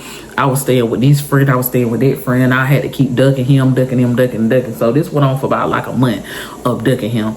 And so then he called me, and showed me he was inside my house. Okay, now I'm not home. I'm staying with different friends or whatever. He done broke inside my house, y'all. And I don't know about y'all, but I used to, but I don't. After this event, I don't keep grease on my stove. Used to keep grease, like when you frying stuff and you kind of leave the grease in the pot or whatever. I used to keep grease on my stove. This man is recording, like FaceTiming me, so to say. I had an Android, so I could FaceTime. So he inboxed me on Facebook, and you know, you could talk, you know, you could see each other just like FaceTime, but you know, I don't know how to describe it. Y'all know, if you got a phone, you know. Anyway, and he got his phone propped up, fucking up my kitchen, taking the grease, throwing it all over the kitchen, the refrigerator, the floor. This grease, y'all. Do not just tearing up my straight. He done broke in my door, okay? The door is hanging off the hinges. He taking grease everywhere. He was like, so bitch, you wanna fuck with me? You ain't got to be motherfucking home. Fuck you, bitch. And hung up on me. So I'm like, call the police. I gotta call the people that, you know, I rent from, let them know that my place been there. I had to do a repeat report so they can come fix it. Then I gotta clean up. So I'm thinking like, this is crazy. So in the midst of when the police left, he pulled back up and said, I'm sorry. He in the yard like, I'm sorry. I'll clean up everything. I'm sorry. I just tweaked out because I can't fire you. You the love of my life. I love you so much. And I just didn't know what to do. So I made that nigga clean up the kitchen. Yeah. This man done went and bought stuff to clean up grease, y'all. That's just 13,000 sign. No girl, you don't let that boy back in. You were supposed to be like, yeah, you clean up the kitchen and go somewhere and call the police secretly and then get home locked up. Okay, it's time to press charge. This man is doing too much. Okay, but nah, that grease was everywhere. Who finna clean it? Nah, I let that man come in here. I'm talking about he spotless. My kitchen looked better before he vandalized my kitchen. And so he was like, I sit on the couch with you. Like I said, he had a problem with sitting on the couch. And I'm like, look, you got to get some counseling or something. Because if not, I can't deal with you. Like, I can't keep doing this craziness with you. It's just too much going on. He was like, all right, I will. And so, you know, he was like, just find me the counselor and I'll go to him. So, y'all, he chilled for about a month. It wasn't no crazy one going on. And he just came by the house. And like I said, some people probably watch this and say, girl, why you didn't stop dealing with you? Because when you deal with somebody and y'all having sex, it's sometimes hard to stop dealing with them. Like, some people like, shoot, I been stopped dealing with them. That's you, baby. I won't just strong like that. Like, I really, in the midst of all the craziness and stuff like that, and being with him and his body wrapped up with my body, and we, you know, he's sharing different things. He won't always crazy. He was crazy a lot of the times, but I really thought I loved this man. Like, I really was really concerned about his well-being. When I love somebody, I'm locked in. I was like, yeah, he's just a little crazy, but he had agreed to go to counseling. So I'm thinking like, okay, well, we get him a counselor. We had set up a meeting so he can go or whatever, and he actually went. So I was like, okay, he gonna do what he got to do. And so he went to the counselor like 3 different sessions, and you know, the counselor can't share, but she did share with me because I knew her on a professional level. He has a lot of issues. You know, he has a lot of issues, but if he keep coming to counseling, I think that he'll be okay. And so I went off her words and thinking like, okay, well, I'm not gonna leave his side. I'm gonna be there for him, whatever. So then one particular day after he had a little counseling, he was like, look, I want you to ride with me or whatever, because he was like, he treated me like his Riddler. Like, if I would, what I learned about him that over time is, if I be like, that's enough, you need to stop, he would stop. But if I didn't say anything, he would just keep doing crazy stuff over and over again. But logically, I can't be that all the time. That's exhausting, y'all. If y'all got a man that's doing that, baby, please listen to me. Leave that man alone, because the end result is death. I'm telling you. They keep spazzing out. They can't control them. He was having explosive behavior all the time. All the time. Something was pissing him off. It'd be little stuff. I had to change my whole personality, because anytime you have to change your personality because you don't want to say the wrong thing because this might make this person, I shouldn't do that. You have to question yourself, well, what did I say? Because now he's mad. Baby, that's not the man for you, okay? And it was exhausting trying not to make the big bad wolf mad. It was just so exhausting, y'all. It was just so exhausting. And if y'all get that book, I talk about him in this book as well. So get the book. Go on the website, get the book. I call him the big bad wolf in this book. But I basically talk about, in the part of the book, about healing. And there's a chapter about the book. The thing cut off. Somebody, the devil didn't want you to get this book because my camera cut off. But either way, it's a journey. It's a healing journey. It's a journey of basically the book is how I healed and from dealing with all types of crazy men, and basically just rejuvenating myself and becoming the beautiful creature I am today. The healed, the blessed, the the uplifting. You know what I'm saying? Like get the book. Get the book. It's a transformation. It's just not a book. It's just not a book. Get it. Either way, getting back into the story, the healed version of me would never date somebody like this, but the unhealed version, what I didn't realize is the reason why I dealt with him, because I was a part of him. I was not as crazy, but I was wild. Like, I was the one that was usually in a relationship where I would be explosive, and if I get mad, I won't tear no property, but if I get mad, I'll slam doors and do all this craziness. And baby, he took my little craziness. I thought I was on a level 5. This man was a level 45, just very explosive behavior. So he told me to ride with him one day, so I'm riding with him. I'm like, where we going? He was just relax, baby, we good. So I'm sitting back, just riding with him, and I never been with him where we're going, because it was usually like I knew the places that he went, but he was like, we're going to the countryside or whatever. So I'm just riding, and I'm seeing like, I'm enjoying the view, because North Carolina is really beautiful and certain spots, and I had never been in this spot, and we going through the deep country, and we're going through all these beautiful houses, and then we end up in a trailer park. And then he was like, I'm finna fuck this nigga up. As soon as we pull up. Wait a minute. It was beautiful. I'm looking out the window. You're relaxed. The breeze is blowing while the window's down. My weave is blowing out the door. Everything is good. We got good music line. You smoking your little... Soon we pulled up, I'm finna fuck this nigga up. Now, no, let me paint the scene for y'all.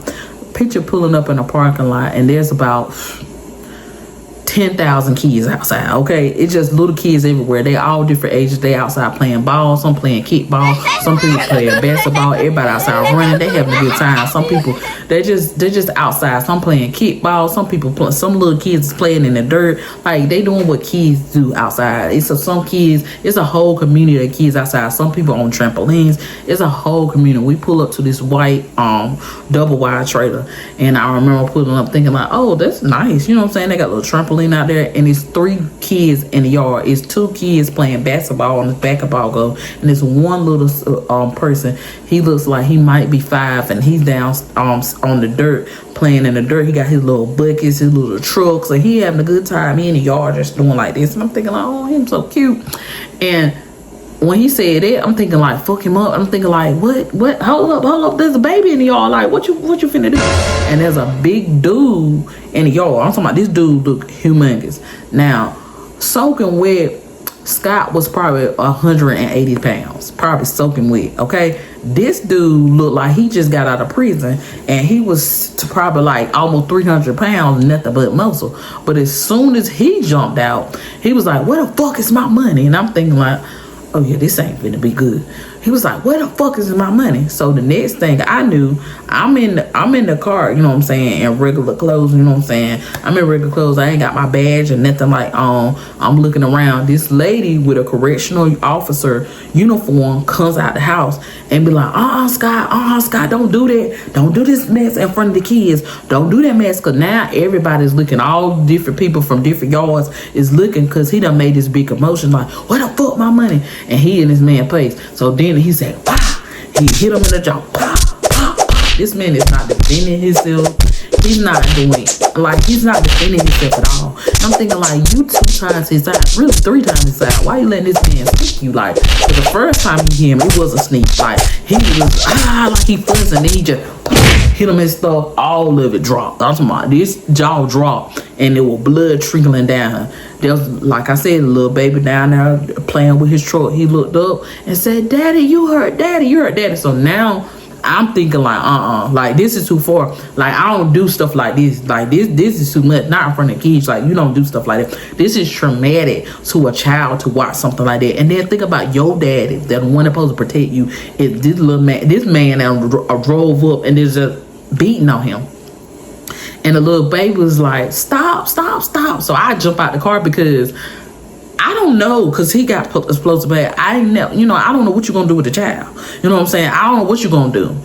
Cause he ran up on him. The little baby ran out, stop, don't hit. And he looking crazy at the little boy. And I'm thinking like, So I jump out of the car, let's go. I don't care. You can get, I could be whatever you want. I put it on me. I put it on me because I don't know what you finna do to this child. Like, I have no idea what you finna do to this child. But he looking at this child like, you better get this little from me or something like that. I'm like, He like, so his mom was like, So she put her grandson behind her. And I'm like, no, he finna leave. She was like, don't do this. He was like, hold up, Scott. Let me go get you something. So she go in the house, hand him about $200. And then he counted, like, because it ain't just all the way $200, but he counted and I'm watching or whatever. He was like, he owed me $400. He owed me whatever. She was like, I don't get paid in a couple of days. I will pay what he owe you. I'll pay you. Just leave.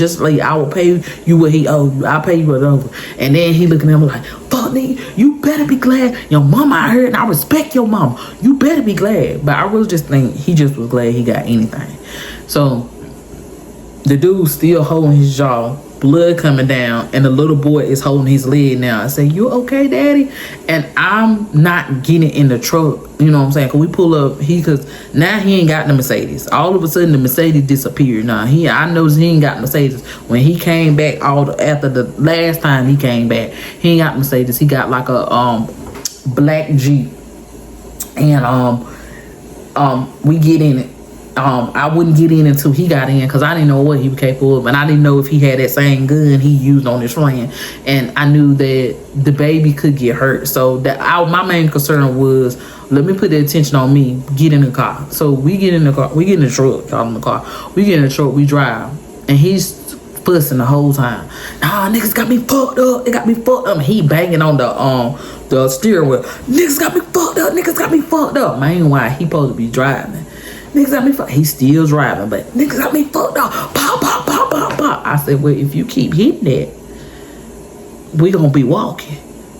I know I'm gonna chill out. So he tried to put on music. Now, mind you, he got the devices in there that when you turn on the car and you play your music loud, it shake you. He got the system.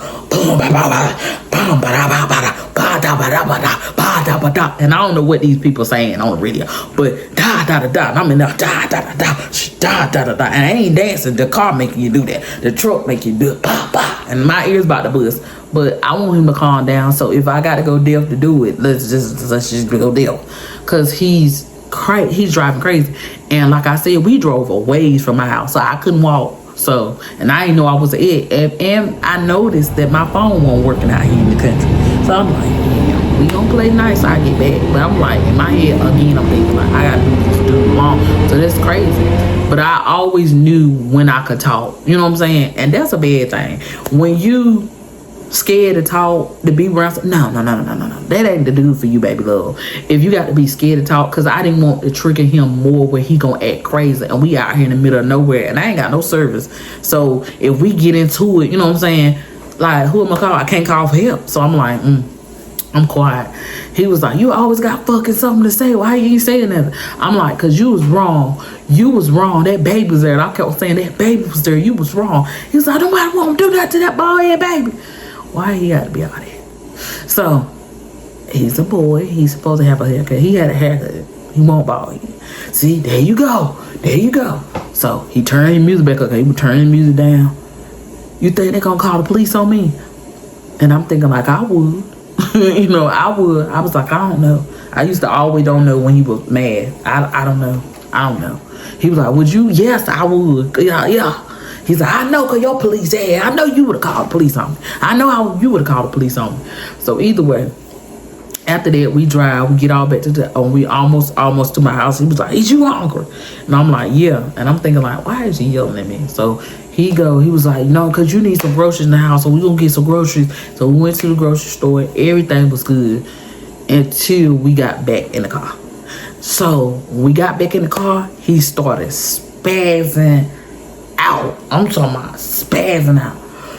You think you gonna fucking leave me? You ain't gonna fucking leave me. You think you gonna fucking leave me? You ain't gonna fucking leave me. I'm gonna fuck fuck if I get mad sometimes? I'm a good motherfucking nigga. You think I'm motherfucking? And he just yelling and screaming, and all these people walking by, and he just screaming and screaming and screaming and screaming and screaming and screaming and won't shit up and just keep on screaming about me leaving him and all this stuff like that. And I'm like, nobody's going nowhere. Oh, you think you funny? You got jokes? I'm like, nobody's going nowhere. You think you funny?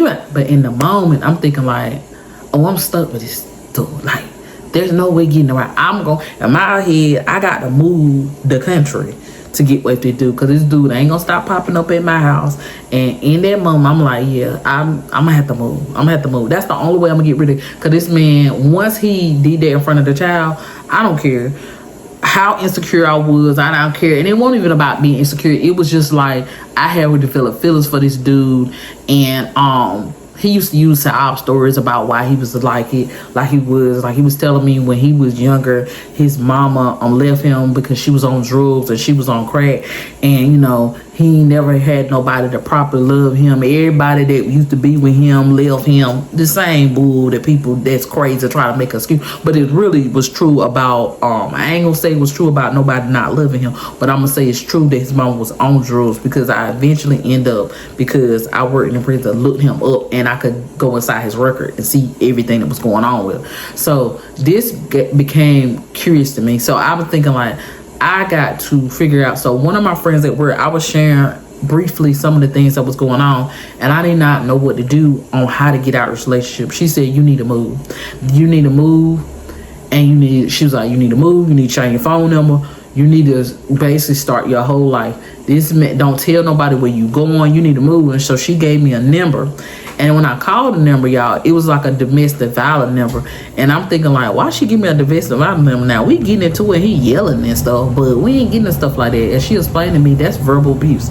And I've heard of abuse, like somebody I ain't never really had heard of or thought, oh my God, I'm actually going through this verbal abuse or whatever. I ain't never really think about it like that. And so, you know, I didn't really, you know, when I think about verbal abuse, I think about somebody tearing you down in your character, not just screaming at you, you know what I'm saying? But anytime somebody make you feel uncomfortable and if they elevate your voice, it's verbal abuse, y'all. Anytime somebody, you got to think about what you say before you say it, because if you don't say it right, yeah, that's part of it's the whole game. It's the whole game, and you need to be done, and the vibes are playing, and okay, because it don't get better. It start off verbal, and then it get worse. And so after that, he yelled and yelled and yelled, and then we finally get back to the house. When we get back to the house or whatever, he always in front of my son try to act like everything was cool.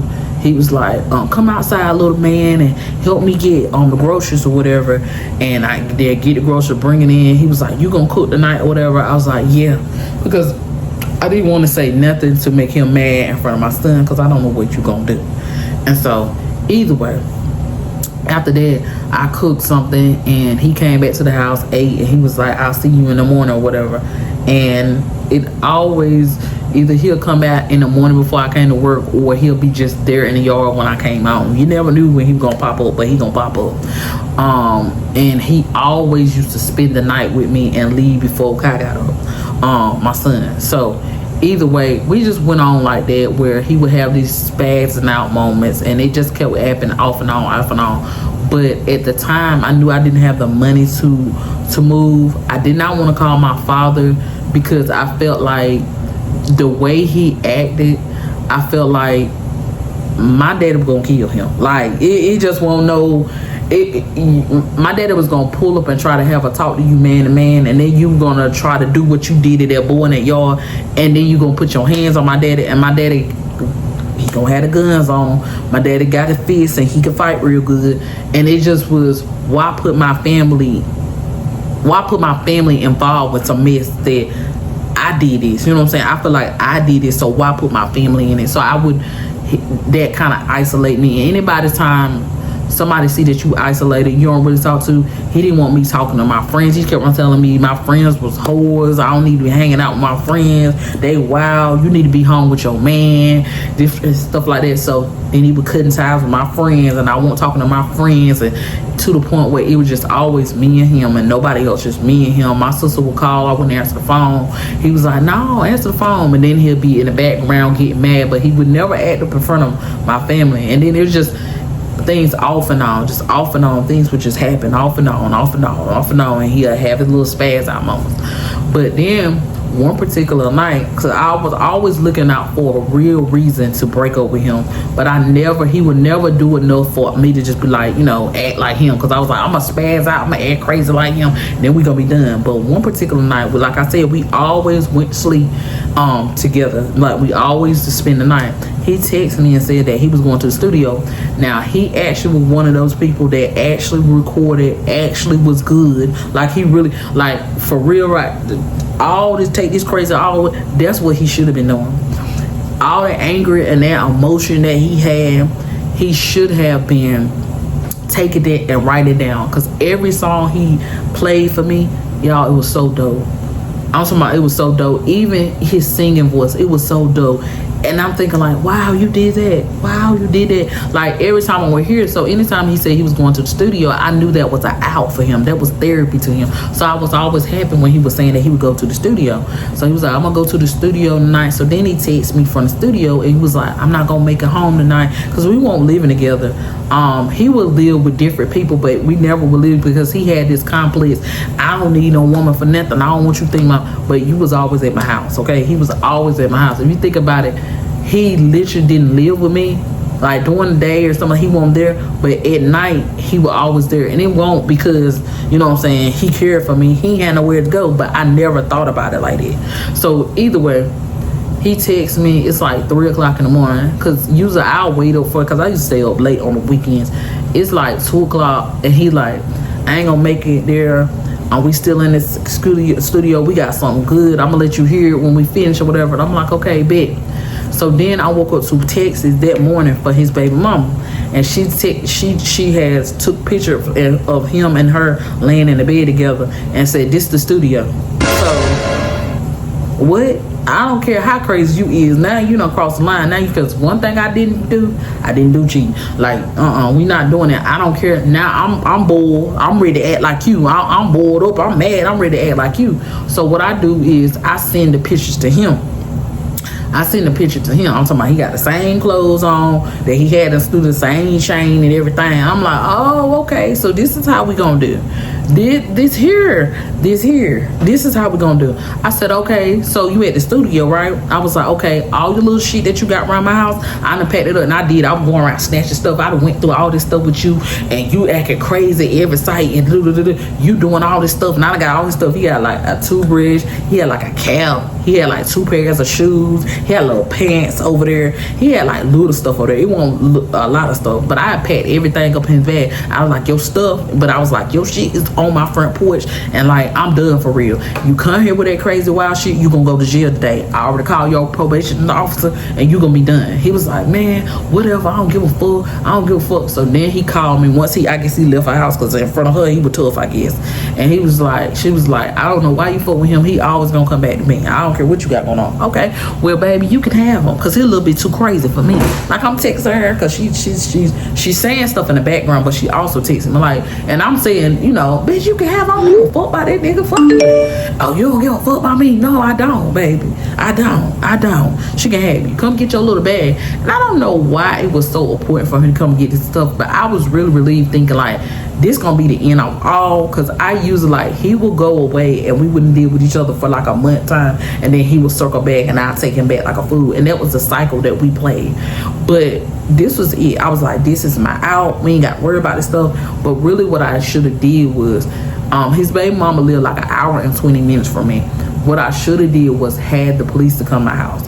And I don't know if y'all could do this, but I know here you can call them and say, hey, there's a situation or altercation that I think is going to happen. Can you please be in my house, have somebody to circle the block, give them the address at such and such time, or in an hour and 20 minutes, can you have a police, something like that? And if they have somebody available, they will do it, believe it or not. And so that's what I should have did, but I didn't do it. Because I'm figuring like when he comes to the house, we gonna do like we always do. We gonna get in an argument, And that's gonna be the end of it. Like, we gonna get in an argument. I'm done. He know that was one of my no-nos. We don't do no cheat now. Now, we might do the little name calling. You do a little yellow. I do a little yellow. And then we gone. And that's what I would tolerate then, baby. I would never tolerate it now. It ain't no holler. It ain't gonna be no holler. If you dealing with me right now and you unhealed, you not happy with yourself, it ain't gonna be no name calling. It ain't gonna be no hollering. It's gonna be respect over here, and it's very strict over here. I ain't going for none of that. None of this story you going, none of that. And we ain't gonna do no back and forth. You do something crazy, I'm gonna take you back. No, baby. I'm gonna send you back and you come back. I'm gonna have that. Like, it ain't gonna, it's gonna be none of that, baby. It ain't gonna be none of that. I just want to say that because it's somebody watching like, you should have been left him. Leave me alone. Either way, so when this happened, I'm thinking like, I'm done. I'm texting my friend like it's finally over. This man got caught with his baby mama. It's over. She was like, well, you need to be careful because you know he gonna be mad. And I'm like, yeah, it's just gonna be over. And so it had got to the point that my son was seeing us fuss, you know what I'm saying? He never seen us like get into it. I think one time we had got into it and I walked away from him like he was talking, because he had this complex that when he talking to you, when a man's talking to you, you need to look at him. So it's disrespect for you to turn your back. So when he talking crazy, I used to walk off like, nigga, you ain't talking my shit, what the fuck ever, you know, and walk off. This nigga grabbed me from the back of my wig one day and pulled me back, and my son walked in the living room. So that was the only crazy wild. He pulled me and I'm like, nigga, my son here. And it was like something about my son that when he would see my son, he would just go in his other room. But I really don't think he was scared about my son. I think that he didn't know what my baby daddy was gonna do. You know what I'm saying? He didn't know what he was gonna do. And he met him before. He had came to my house to fix my car for me. Change the brakes in my car. And my baby daddy is a bigger dude, so I really think that's what it was. Like, I ain't gonna act up in front of the baby, because the baby gonna go tell his daddy. I think that's what it was. Because one thing about a male like this, for you, they act a fool because they a bitch, and a bitch is gonna try to fight a bitch. They don't want to fight no real man. See, that dude that was in there, he didn't know himself. Okay, he clearly didn't know, because baby, he was big for nothing. Not that baby dad, not that ex-husband. Baby, he gonna fight you, and y'all can do whatever you want to do, fight, whatever you want to do. And he knew that about him, so he didn't want that. He didn't want that smoke. And again, I was not telling him what was going on. I wouldn't tell him what I had going on, because I again felt like I did not want to vote. But what I should have did was let men do what men do. I should have went on and told the people in my life this is what was going on. I shouldn't secluded myself, and that's what I should have did. But I didn't do it because I was in this cycle. And when you're in this abuse cycle, and that's all it is, it's an abuse cycle where I'm going to tell you one day, don't do this. One thing he didn't like, everything about me was flashy. Like everything, when I say flashy, every color I got is bright. He didn't like me to wear lipstick. When he met me, I used to have different color lips. I used to wear red, sometimes pink, sometimes purple, like crazy stuff. Now, the purple I did away with, but he didn't want me to wear lipstick. You don't need to wear lipstick. So I stopped wearing lipstick. It's little things that people that do have behaviors like this, they want to see, can they tweak you to the point where you don't got no say so for yourself. And so I would just listen to him like, maybe I do need to, you look stupid. And then they use the Bible, you know, Jezebel used to wear the such and such. And I'm thinking like, okay, well, I'll just wear the lip gloss since you like it better, because women, they want to please their men. So he knew that. So he would use everything. He would use everything to manipulate me to listen to him. And now, baby, I'm going to put on every color if I want to, because, baby, that's who I was. Like, my mother, like, I come from a long line of women that will throw their lip gloss on, throw their lipstick on. I think every woman in my family will wear lipstick, and that's just what we did. We put our lipstick on, and you know, if you just believe somebody just kind of got their lips is red, baby, that's on you, baby. And the only reason why I ain't got no lipstick on right now, baby, because I'm finna go to bed, baby. As soon as I hit, okay, we got a little lip gloss on, but it was little things that he did before he started acting, where he acted crazy off the top. But he was just trying to see. And then I think that was like a go, yeah, I can keep doing this. Because the first time he acted crazy, that should have been. It shouldn't been. And once I saw he was going to pop up, that's when I should have called my daddy, told him what's going on. And my daddy would have did what he do best, okay? So Don't isolate yourself. If you got people in your life to help you, get them involved. And then if you know that you don't want them involved, move you and your children, and don't tell nobody where you in. Only the people that you trust and love should know where you stay. And really, to be honest, nobody should. When I moved, I didn't tell nobody. The only people that knew where I moved at is the people that helped me move. Literally took my stuff out my house and moved me to my location. And for months, when I moved after this situation happened, I didn't tell nobody because I didn't trust nobody. So let's go back in the story, because I like to, when I'm telling stories like this, I want y'all to know, because I'm a part-time counselor. I want y'all to understand in the moment the no's and the and don't do that. And if you're going through this, you need to leave. You need to make a plan. And if you don't got no help, email me. Go in my thing, email me. We'll come up with something. It's resources. I don't care if somebody drilling your head. Nobody care about you. There ain't nobody gonna help you. It is resources. There are people put in place to help you. They got 1-800 numbers. All this stuff that people will help you to move. They will fund you to move because you're in situations that are crazy like this. Okay, it's so many women that are losing their life because they think they can handle it. No, you need to get some people involved so they can help you. And just know, a lot of the police are not designed to help. Even the laws are not designed to help women. So if you call the police, what they do, they come get him. He stay gone for 180 days. He gonna get back out and do something. So that way you gotta devise a plan. Play the game to win. Do what you got to do. But then when you get that money or you get that resource, dip, and don't tell nobody where you at. Wait for a year for you to tell your mama where you at, because she could be paid off too. You won't believe the extents people go to get at you when they deranged like this. So either way, the young man come to my house or whatever. It's an hour and 20 minutes, about an hour 30 minutes. He texts me and says, I'm finna pull up and get my shit. I'm like, okay. He come in the house. He get his stuff. I'm standing at the door. He walks past me, like, just breezes past me. I gotta use the bathroom. And when he did that, I should have got my son and I should have left. But he went in the bathroom and he looking around. Where my hat at? Where my hat at? Now I don't put everything in the bag now. He looking around. Where my hat at? Where my hat at? And so he went. I know he had the hat on him, because ain't no way. He went in with my third room, because my house had 3 bedrooms. He went in the third bedroom. Oh, so you won't keep my hat? My hat in here. It's a hat I ain't never seen in my life. He done dig up my hat right here. I'm like, okay. I'm not saying anything because I don't got nothing to say. I'm not finna fuss with you because there's nothing to fuss about. It's done. You done did the ultimate no. You done been with your baby mama, so that's where you need to go. And so he was like, you fucking done. Now, I don't went like, because at first I'm standing at the door and I told my son, go to your room and shut the door, because I don't know what's about to play. But I'm texting my friend while I'm in there. I'm texting my friend, call the police. Like, just call the police. His whole demeanor, it's off. Just go ahead and call the police, because I don't know what's going on. Just go ahead and call the police.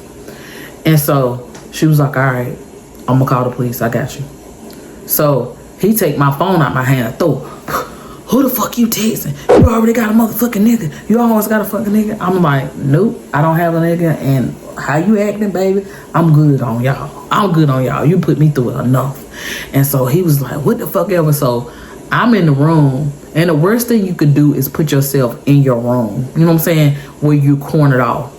If you got somebody acting crazy, stay in your living room. Your living room is almost, for the most part, it's the biggest room in the house. You don't want to get cornered in a room where you can't get out the room. So I'm trying to help people that go through stuff like that. And stay in the living room, because for the most part, unless you live like in a deep country, in the living room, people that's walking by or whatever, they'll be able to hear you versus you hugged up in your room. But the living room got more open space. So if you gonna do anything, and I know a lot of people was like, well, didn't you come from a background where you in a prison, you taking inmates down, all this stuff like that? You got to think like this. When in your mind you program to love a person, you never want to hurt somebody, even if they're hurting you. Women are just wired like that. And somebody gonna be stupid in the comments and say, not me, fuck that, he acting crazy, I'm gonna do that. You never know what you're gonna do. But in my brain, I loved this man. This very man that went out here, cheated on me, fussed at me, called me outside my name, talking crazy all the time. You know what I'm saying? we also having good moments. He's also doing good things. He's also doing the things that I listed for him in the beginning. So I'm thinking on those two, and I really love this man, like with all my heart. And I can't believe that somebody I love is acting crazy like this. And I'm thinking that maybe if I love him enough, he'll stop acting crazy. It's the typical things females think, but no, you can't do that for them. People got to change for themselves, and you can't love heal out somebody. They gonna have to get healing for that yourself. Themselves. You can't love the hell out of somebody, literally. You can't. You can love them, but they got to do that healing part for themselves. And if they can't, baby, you need to cut ties and don't deal with this individual. Really say no and walk away, and don't come back for nothing. Even when you get that urge, baby, walk away. Because I used to get these crazy urges to be back with him, because the brokenness in me wanted to deal with the brokenness with him. And when you're not healed to heal people, the unhealed people, they make the perfect match, because y'all can bring y'all trauma behind. And no, once I saw what my life was going to be, I just knew that this was going to be a cycle to somebody kill each other. Because I'm not going to keep going to it. Because I'm built trying to go. I know how to protect myself. But with you, it's something about you. There's something about you just turn a button off in me. And I'm mute like a little puppy, and I can't hardly move because I love you, and I just don't understand why you acting like this. So either way, he fussed him out the head. So I'm like, okay, you got your bag, because his bag and stuff was at the door. You got your bag, everything, you need to go. We in the room. He done cornered me where he's at the door. His back is at the door, but I'm inside the room. So he at the door, so I can't get out the room, because I was trying to walk out the room to return back to the living room. Because I know for a fact my neighbors will be able to hear me if something happened. Me scream help, or call the police or something. But my room is kind of in the back of the house, so it's not a safe place to be. But he's yelling. I'm talking about yelling. Like, imagine somebody towering over you, screaming to the top of their lungs, just screaming. He's like, you think you gonna fucking leave me? You think you gonna fucking leave me? Bitch, you ain't going nowhere. We in this thing forever. Fuck you, fuck you, fuck you. And he's yelling and screaming. He was like, that's why I don't like y'all black bitches. And he's going on and on. Fuck y'all black bitches. And he just yelling on and on and y'all. He said, all y'all do is fucking leave, and y'all never there when somebody needs you to be there. Now, giving y'all the bad note, just to put this out here. I later found out that like I told you before, his mother was on drugs and she left him. And so him and his brothers were going from foster home to foster home. In each foster home, they were being abused in some type of way. Some foster homes were beating them. Some people were molesting them. It was stuff going on. And so they end up with a counselor that molested both of them. He was a male student counselor, and what he would do is, while they watch TV, okay, he would make them give head and give head so they can watch TV. You want to watch TV? You got to give me head, and then if you do it right, like I like, then you can sit down and watch TV. So that's why he would never sit on the couch. That's why he was uncomfortable about sitting on the couch. That's why he couldn't, because he had to do something to earn to sit on the couch.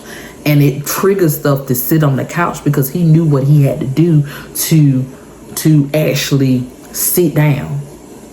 And so he went to fussing about a lot of stuff. And at first, I was taking everything personal what he was saying, because it was an attack on me. I was a dumb bitch. Then he went yelling about his mother. That's all y'all do. And then he went to yelling about, I hate fucking black bitches. I hate everybody. Every black bitch I'm gonna be with, I'm gonna make y'all motherfucking suffer. I'm gonna make y'all go through hell. I'm gonna put y'all through the mouth. And he just going on and on about how he hate black bitches. So my son, now I'm gonna paint a picture. My son is probably about 8. He's probably 8 or 9. He keep coming to the door. I told him no. I told him to go in the room. And I told him don't go out. I done gave him his phone. And he done came to the door. But my son know if something is going on, then call the police. So he keep coming to the door and saying, Mom, is you okay? Are you okay? But he know that you doing all this stuff. And I don't believe in doing stuff like this in front of kids. And I'm like, every time he comes to the door, you need to chill out. Like, I'm trying to calm him down. But I'm also thinking like, and that was another reason why I didn't react, because this is my thing. Like, you gotta think like this. A mama is always gonna want to protect her child. But if I act up and I can't beat this man, if I can't take this man out or whatever, because all my weapons is different places around the house, but I'm in my room and none of my weapons is in my room. Anything that I could possibly use to defend myself other than my fist is in there. But what if I can't go toe to toe? And I'm thinking like, I know I can go for a while. But what if I can't and then I'm out? What happens to my son? What happens to my baby? And I know my voice is breaking up, because if you were in the moment with me, I was so scared for my child. Not for me. I didn't give a fuck about me. I don't put me in this situation. But my baby, he innocent. He didn't deserve this.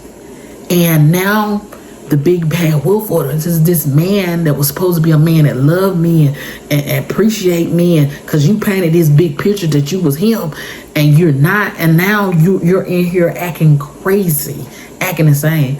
Every time my baby comes through the door, he's saying different things to him. You need to stop yelling at my mama. He'll shut the door in his face. I'm like, telling my son, just go to your room and get on your phone and just turn your phone up and everything gonna be over. Me and Scott was just having a conversation. I'm trying to narrate it like this behavior is okay. My son knows there's something wrong. So he disappears. So my son was disappearing. Whole time my son was calling the police. Every time he'll leave, he was calling the police. He was calling the police. I knew he had his phone and I knew he knew to call the police. But he just kept reappearing and I won't hear him on the phone. So he kept coming back. So this happened like 5 or 6 times. Finally, my son busts in the room. Boom! He busts in the room and says, "Stop yelling at my mama." Y'all, first of all, my son always had, now he don't, but he used to have the little squeaky voice. My son entered the room. His voice sound like a lion. He sound like a grown man. I've never heard him. At this time, I had never heard. It won't from him. He entered the room and he put fear in that man's heart. He said, "Leave my mother's house." It took everything. It didn't come from him. It came from the Father. I can't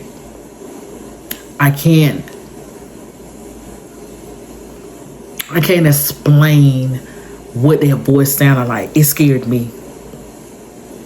I think it scared him.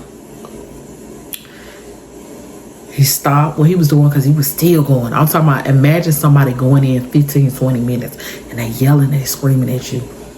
To the point he hovering over me. I'm 5'3".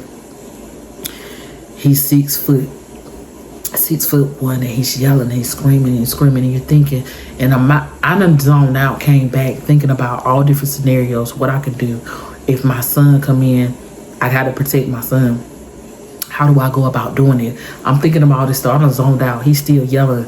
He yelling. I just remember him standing over me, yelling, and spit flying out his mouth, and it hit my face.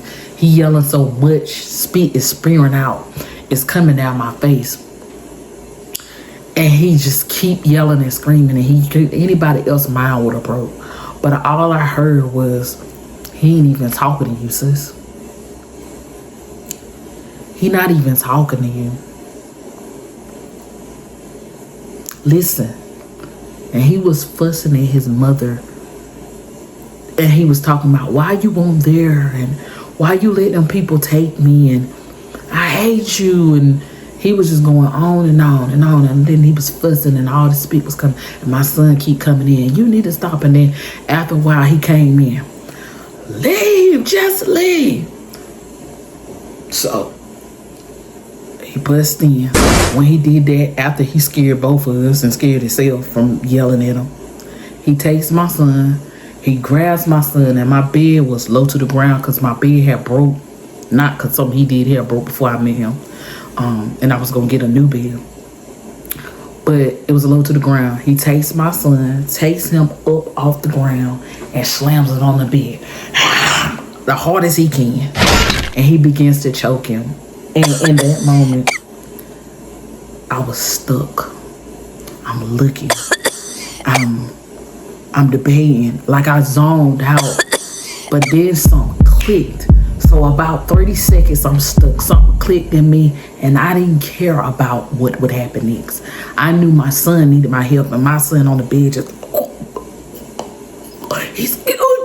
I can't breathe. Snapped out of there. Nigga, get the fuck off my son. Like, I remember how the training. Get the fuck off my son. Get the fuck off my son. Get the fuck out my house. Get the fuck out my house. My son takes off and run. I'm thinking like, I'm telling him, run, go get help, go get help, go get help, run. My son take off and run. I'm thinking like, my son.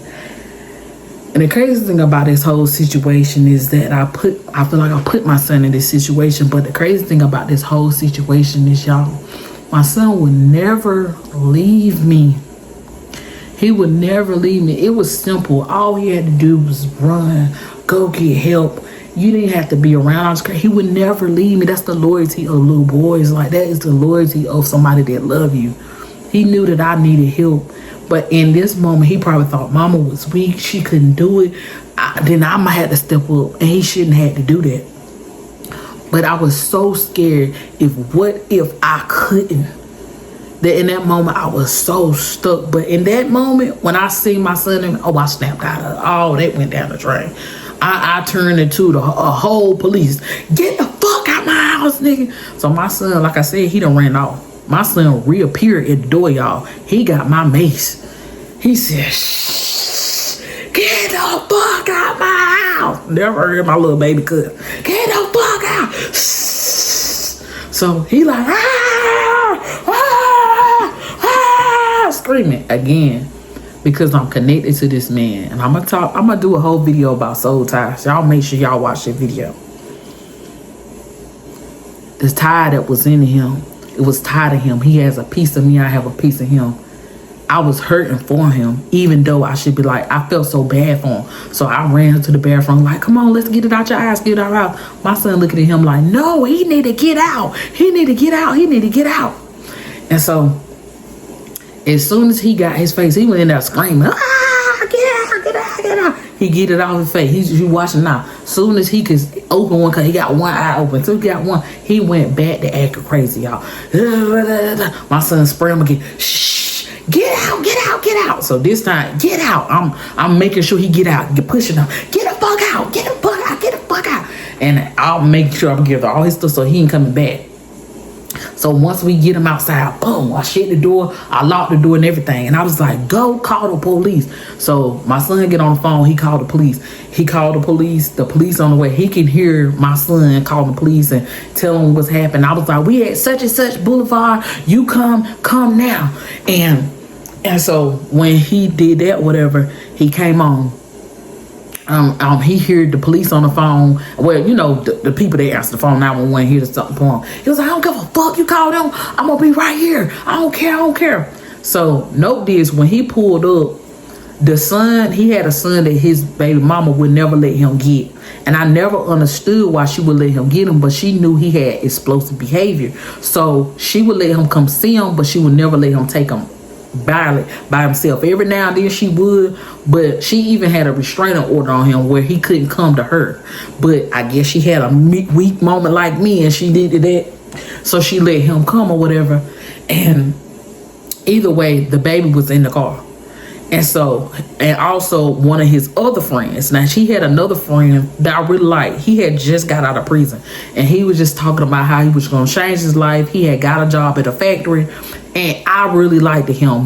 He had did 10 years for murder and somebody had did something to his sister and he shot him.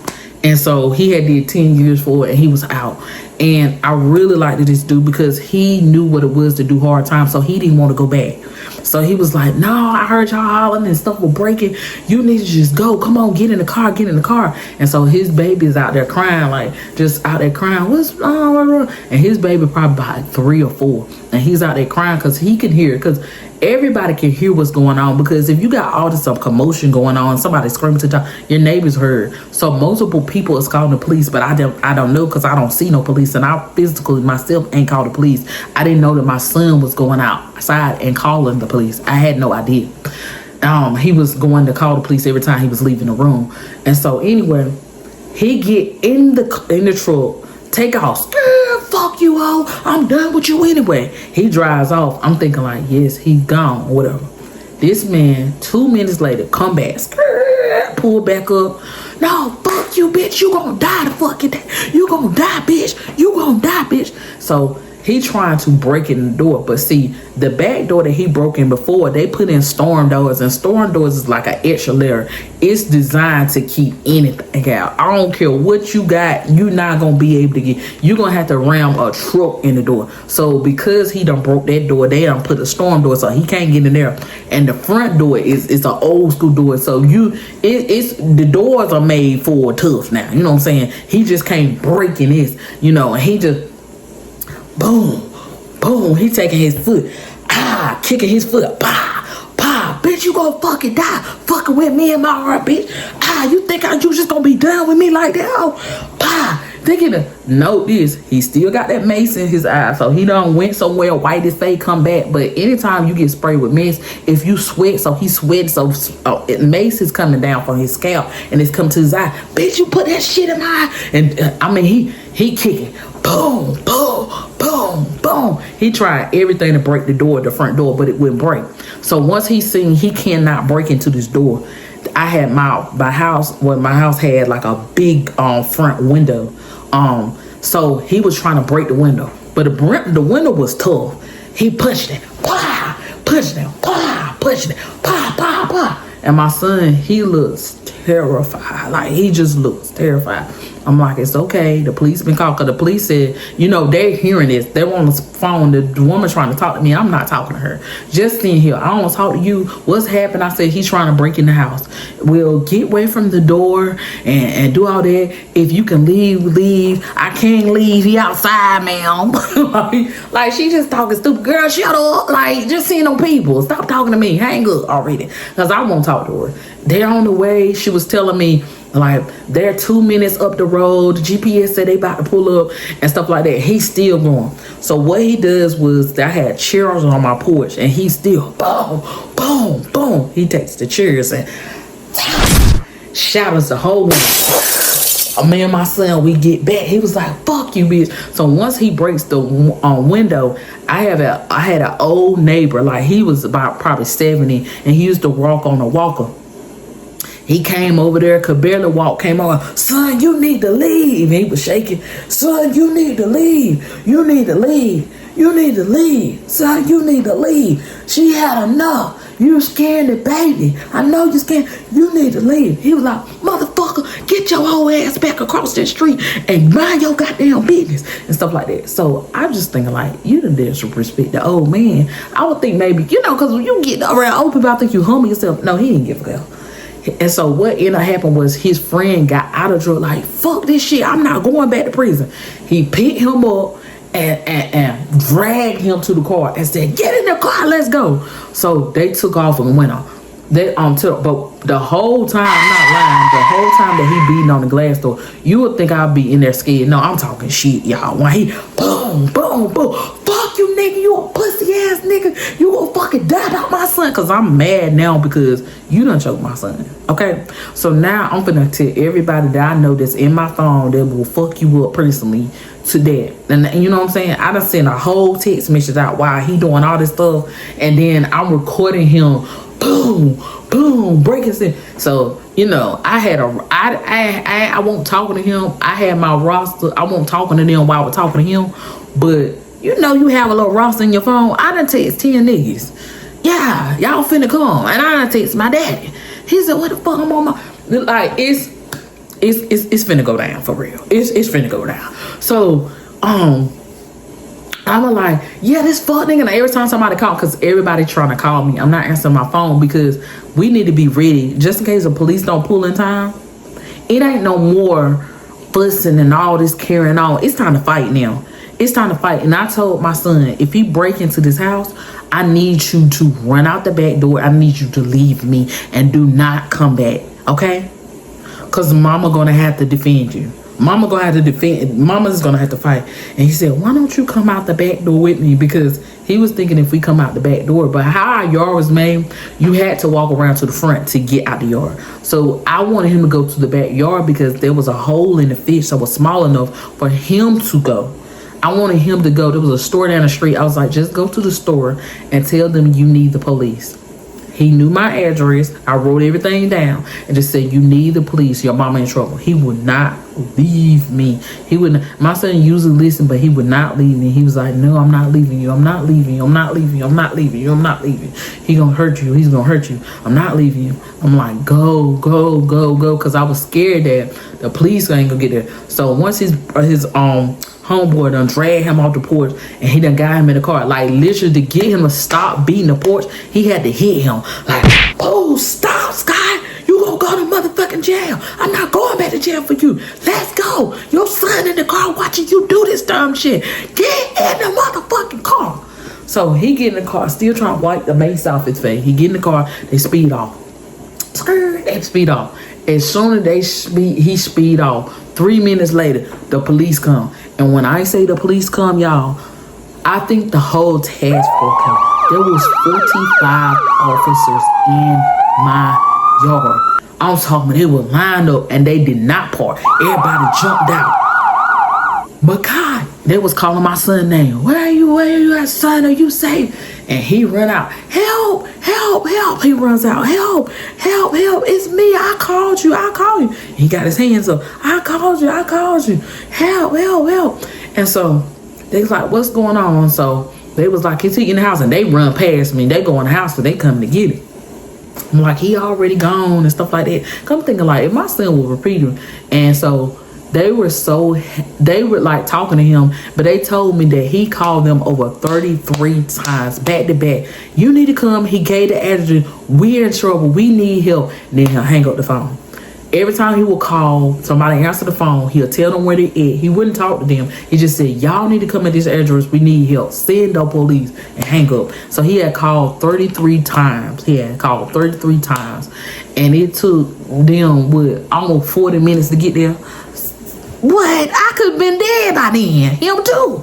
Like it shouldn't took that long. But they got there. When I say they got there deep. And so, over the phone, once I was talking, I won't really talking to the woman. I told her what his real name. So they knew, and on his record, he was armed and dangerous. So then I brought everybody. So either way, he's gone or whatever. And so he's now calling my phone. And I'm thinking like, are you crazy? And so every time he called my phone, fuck nigga, they gonna fuck you in front of the police. Fuck nigga, they gonna fuck your ass up for doing this shit to my son. The police like, just hang up. Matter of fact, give me the phone. So the sergeant was there to talk to him, and they're talking over the phone. He was like, you need to turn yourself in because we're gonna press charges. She's not gonna press charges. We're gonna press charges because this is a domestic violence situation, and we're gonna press charges. So you currently have a warrant. So you need to turn yourself in. He was like, no, I'm gonna fix her. Like, not making no sense. He told him, I broke her glass. I'm gonna fix her glass. Everything gonna be all right. We just got into a heated altercation. I'm like, no, we didn't. I want to do a restraining order. I don't want him by my whatever. You love me. Like, just craziness, okay? And he was like, if you come back up here again, you're going to prison. You're not welcome on this premises. You're not working on this road. If you come up here again, you're going to go to prison, okay? You're going to go to prison. I'm going to make sure of it. And when I catch you, you're going to go to prison. He was like, what? I'm going to fix her window. I ain't break nothing but a window. I'm going to fix her window. Like, just stupid.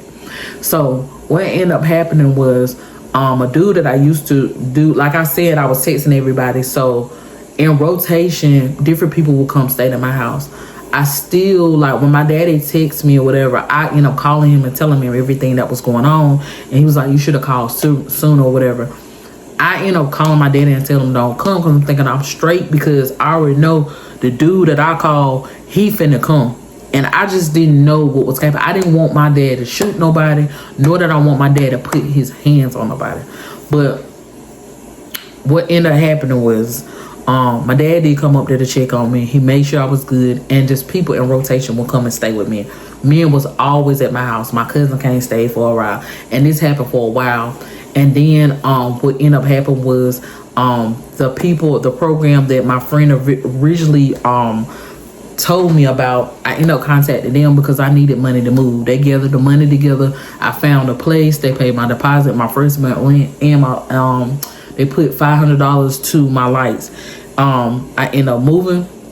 I didn't tell nobody for almost a year where I was at. I didn't tell to be with a person that acts so crazy in the range that you don't even trust to tell your mother. And I know my mama was not going to tell him, but I was just so scared. I didn't want nobody to oopsie talk to somebody strange, because he was sending all types of people up to talk to me, get information, trying to figure out where I went in. And so he was on the run for about almost 3 months. So I get the notification that he's been locked up. He was got caught speeding. They locked him up. We go to court.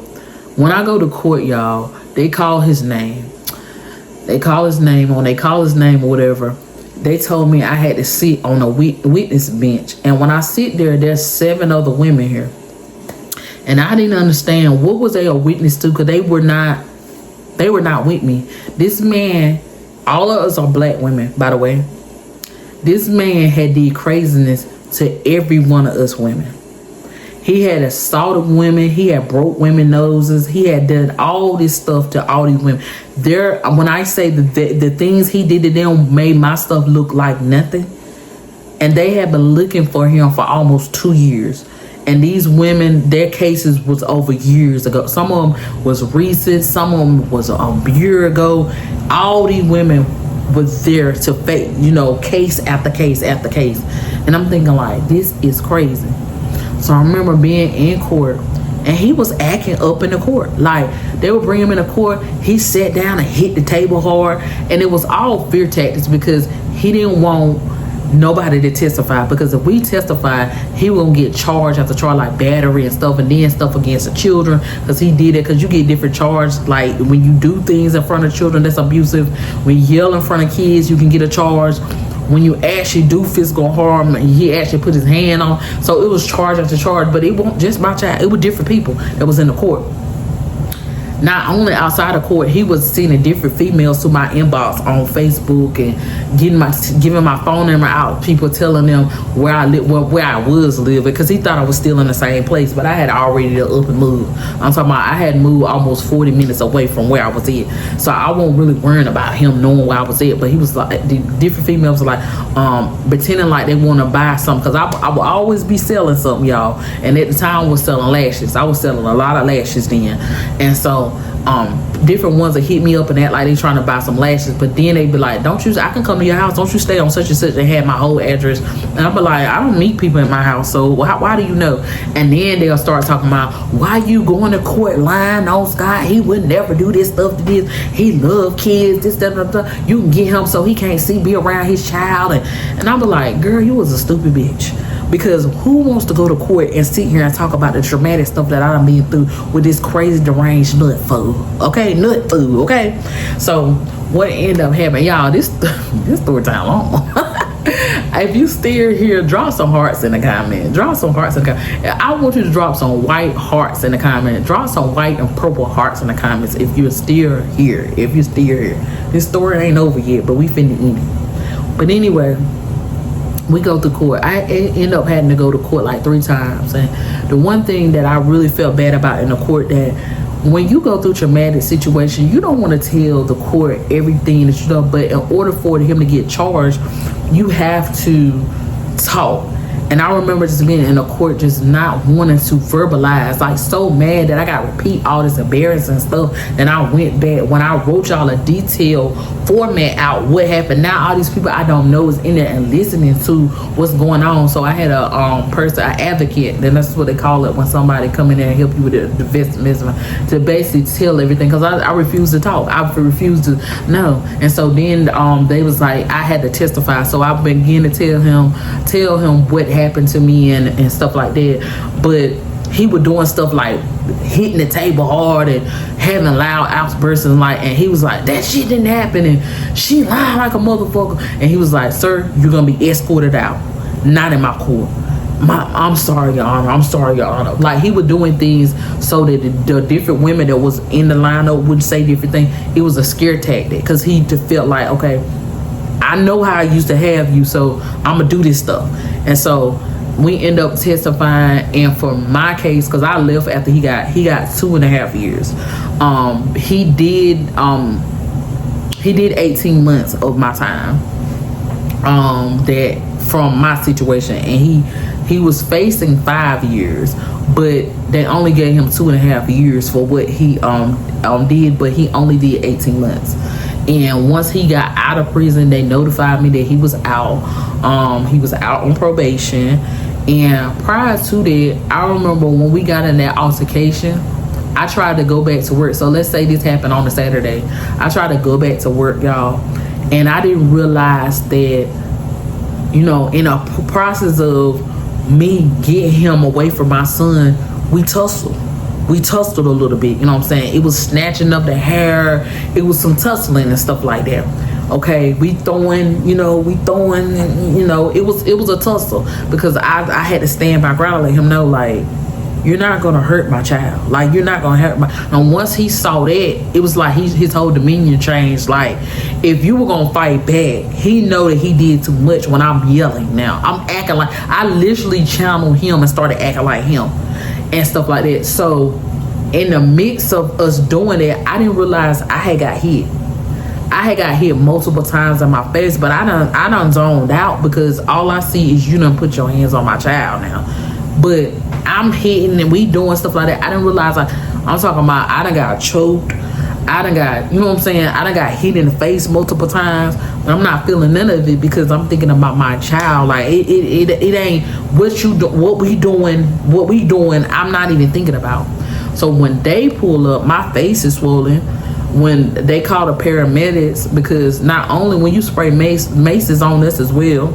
So they're trying to get the mace out my son's hair, off his hands, different stuff like that, because they got like the demuxer or whatever they got on the stuff. The medics look at him, they take pictures of I got like scars and stuff on my neck, like somebody been choking me. I had scars and stuff, scratches on my neck, blood. I had like scratches on my face. My face was swollen, like, but I didn't realize that bad. I feel like if I put like some ice on it, it'll go down or whatever. I had like a black eye, but it won't close. It was just on the side. It was just like right here was a black circle. Why on the side, I don't know, but my eye itself won't black. So I'm figuring like a little makeup, I'll be able to go to work. But when I go to work, my eye is swelled up. And I didn't know that. Like, my eye started getting worse, and my face was swelling up. So one side looked okay.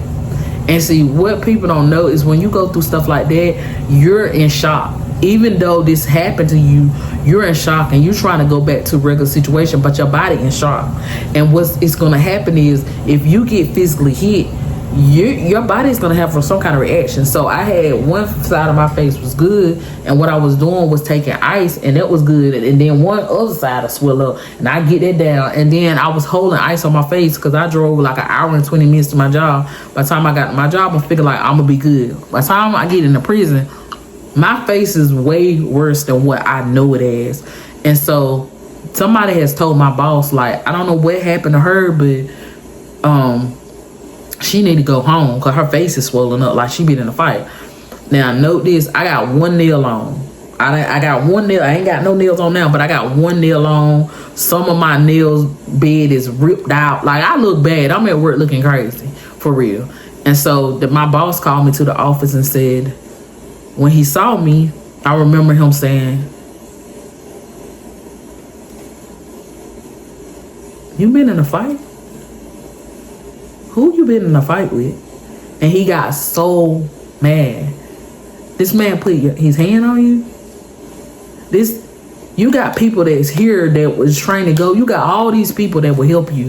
Why you didn't call me? Why you didn't call your fellow teammates? We don't play that shit. She was like, well, you one of my hardest, soldiers. Like, why you go for this? And I'm like, I fought back. He was like, your face is swollen. Look at yourself. Go in the bathroom. Y'all, when I went in the bathroom, my face was swole. Like, it was swollen so big. Like, it won't even swollen like this. And then that little black part, all this was turning black. And I'm like, yeah.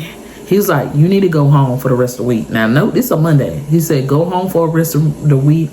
I'm going to call and check on you. And we're gonna figure it out. Because if I came in like that, you got to write a statement. Like, if something... So I got to tell him the honest truth. I got to tell him everything. And now I'm in the possible of, because I came to work like this, I could lose my job because I'm dealing with somebody that got a record. And you can't. So I told my boss everything.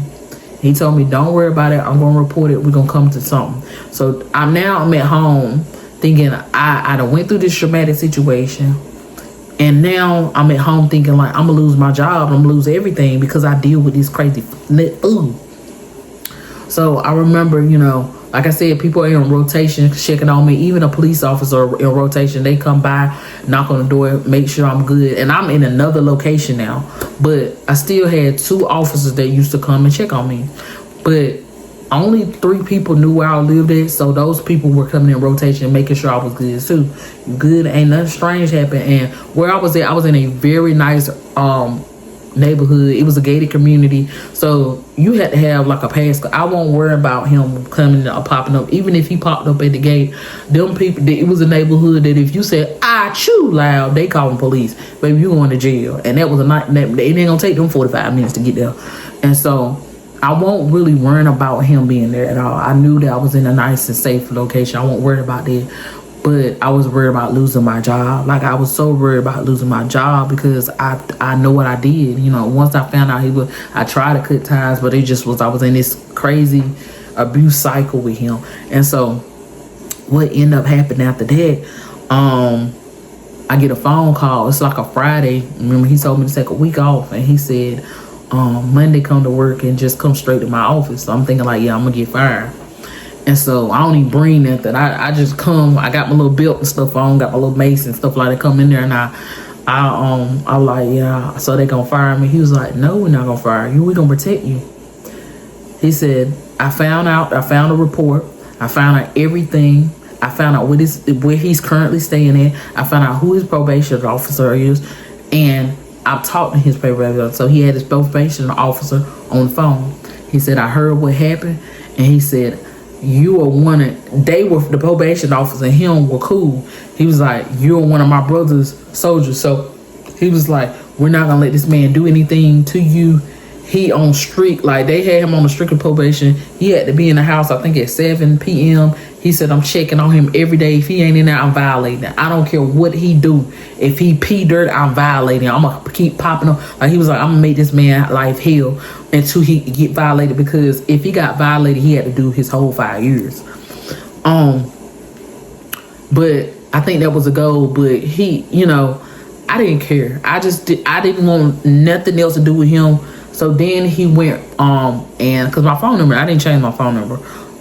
He started texting me again. I would block the number. He would inbox me on social media. I blocked the number, and then months will go by. You don't hear nothing from him, and then he pop up again on a different page, and then he popping up on my TikTok. He popping up on. I had to block him from Instagram, TikTok. Think about everything you got. You got to keep blocking him. Then when that didn't work, he get different girlfriends, and when he get different girlfriends, he'll go on their page to watch my page and then send me friend requests from the girlfriend. I'm thinking like it's a girl showing love. No, it's him. I miss you. I know that I did all stuff. I'm sorry. Block. I don't want to hear nothing you saying, baby. So after this whole process, it took me almost 3 years. 3 years to heal from this situation, get the proper counseling from this situation, love myself again, understand my worth. And that's why I wrote the book. on. It's all about rebuilding yourself, bossing up. It's all about taking yourself from a broken place. It's all about starting from the bottom where you don't even recognize yourself. I remember breaking up with him and had to Google, y'all. Had to Google, how do you heal from a broken heart? Do you know how hurt you are to Google something like that? How do you heal from that? And I remember I was so broken, y'all. Like, so broken in so many places. And after that, I just didn't know what to do. So I literally went to counseling. And through counseling and prayer and, little by little, I began to build myself up. Little by little, I began to see it wasn't my fault. Little by little, I began to love myself. And little by little, I began to understand that this wasn't on me. This was him. Little by little, I forgave him. Now, he won't coming back around, but I forgave him. And I understood that through his trauma, he put his trauma on me, and it wasn't my fault. It was never my place to heal anybody. They got to do that process themselves. The same process. It took me 3 years to understand who I am, what I'm going to tolerate, what I deserve, what my worth is, how I am a queen and how a queen is supposed to be treated, all that stuff. And the crazy thing is, like, my daddy was like, I don't understand why in the world you went for any of that stuff, because you already know how I treat your mother. I don't, hands on her, fussing, yelling, hollering at her. Now, we might fuss at each other and, typical American stuff, but never what you describe. Like, never nothing depleting, never calling you outside your name. Like, I did not raise you that. Like, when my daddy and I could have a real conversation and I could not be in tears, he really gave me a hard conversation, because, like, my daddy is like my best friend. And he helped my healing process, even with just giving me the real raw. Like, and basically telling me what I am. That's why I feel like daddies are so important. Because in that broken place I couldn't talk to my mother. I wanted to talk to her. She knew about it. She had been through a situation like this. But I needed a male to build me back up. And he did that. He put life in me. He put tools back in me. He told me, you know what I'm saying? You are more than what this situation. This situation don't define you. This crazy nut. That's why I got the term. This crazy nut food was just that. And he brought all this stuff. Remember what your mama taught you. Remember how she built you up. Remember how she raised you. That's who you are. That's who you identify as. Get your counselor. He told me get your counselor. Do what you got to do. If you need me, I'm a phone call away. Don't ever let nobody isolate you again. And he did that. He would check on me, here, there, and everything. And I went through about 2 years of people just, you good? You all right? Because I really think that people thought that, this was going to be a case where we thought it was dead and then we'd start back. And I end up seeing him again. I seen him again this year. It was at the beginning of this year in January. I was at Dollar Tree. And this was 3 years ago. So probably longer than that. I said 3 years, probably like 4 years now. But I seen him at Dollar Tree. I got outside my truck. And he still was driving the same truck. And I saw the Jeep. And I remember, like, I knew I was healed, because anytime I would see a Jeep that looked like his Jeep, I would be close to tears. I would be fear. Fear would run through my body. I used to be so scared. But once I saw the Jeep, no fear, no scared, no nothing. Like, when you completely heal and you at peace with things, in my brain, I'm already, like, I done told self-defense class. Like, on top of the training I done got training on top of training, like, to do what I got to do. And I also had that, you know what I'm saying? Like, I won't scared, but I did not want to, run into him. So he come out the store, like, so let's say if I park, he coming out of Dollar Tree, and I'm like, yeah, it's me in the flesh. Like, and I'm looking at him, and he was like, oh, okay, yeah, it's me. And I just kept saying that because I already knew I had my gun in the back of me. So it is what it is. We got to do what we got to do. You know what I'm saying? I don't want to shoot you, but you know, it ain't gonna be none of whatever happened. It ain't be none. It ain't none of that. It ain't gonna be none of what happened before, all that fussing, and yeah, we ain't doing that today. Baby, we ain't doing that today. So instead of walking towards me, because I had made I think 2 videos, and the videos that I made, it never said anything about what was going on or what happened to me or whatever. I just made a video and I said, you know, I ain't never worrying about nobody running up on me because I got that. So he knew. He stopped my pages. He knew that it won't go, you just gonna walk up to me. He already knew. He already knew. The video was made for him to understand. You might, you know, try to come up to me and all that, and it just ain't gonna work out for you. So anyway, he get in his truck and he takes off. So he goes to McDonald's is beside it. Oh, I pulled up on him. I pull up, roll my window down. I said, "What's up, fuck nigga?" Yeah, I'm acting like him. Cause what I want him to understand is I'm not scared of you. I went through that stuff. My son is nowhere with me. He ain't. We can do what we got to do. Now, most people say, well, why you roll up on him? The man had left and stuff like that. Because I wanted him to understand, baby. That girl that you knew 4 years ago, that was that little girl you knew. This grown woman queen that's standing in front of you, they got her crown on, baby, I'm ready for war. I'm ready to deal with whatever happened back then. Because, baby, I couldn't get my lick back then. But today, there ain't no children with me today. What's up? You know what I'm saying? He's like, man, you got it, man. Go ahead, man. You got it, man. You got it. You got it, man. Because I had my gun on my lap. But he was like, you got it, man. Go ahead. I'm good, man. You ain't even supposed to be around you for real. And stuff like that. So I'm like, yeah, nigga, you remember that. You remember that. And I drove off. Whole time I'm thinking like, I should follow this nigga. Like, I'm thinking crazy, insane thoughts. But I'm like, nah, just let it go. It's all right. So like a couple of months down, at this time I was dealing with my baby father, and I ended up telling him kind of what happened or whatever. And he was like, well, where was you at? Where was you at? Because this Dollar Tree was like really close to my job. And so I think he was kind of worried about, he ain't follow you, did he? Or nothing like that, because he don't need to know where you work at. And I'm like, nah, I'm still, like, I was coming up to, Dollar Tree. So I went back to Dollar Tree and I went and got what I got and whatever. And by the time I was there, he was gone. I don't know where he went in. And so probably like a couple of months, like a whole year later, he inboxed me again from another page to make this man, I make 1,000 pages. And he was like, again, he was like, do you miss me and stuff? And I'm thinking like, baby, is something wrong with this young man? Clearly it's something wrong with him. Do I miss you? Do I miss you? I'm like, look, there ain't no reason to be talking to me, baby. I'm done, baby. We not finna do this. Fuck you anyway. Like, he was like, when I said, listen, stop writing me, he was like, fuck you anyway. And I was like, fuck you. Like, you know what I'm saying? We going back and forth. It was fuck you. And then we're doing voice notes, and it was everything. We cussing each other's loud out. But instead of being that little girl that don't say nothing, because that's what I call it. When somebody make you so scared, you turn into that little girl that when your mama was fussing at you. That little girl went on the other end of the phone. Oh, I'm cussing him out. I'm giving him everything I got. Fuck you, nigga. We going back and forth. She's like, fuck you, no, fuck you. And I'm throwing crazy shots because I know everything about you. I know things you don't know I know.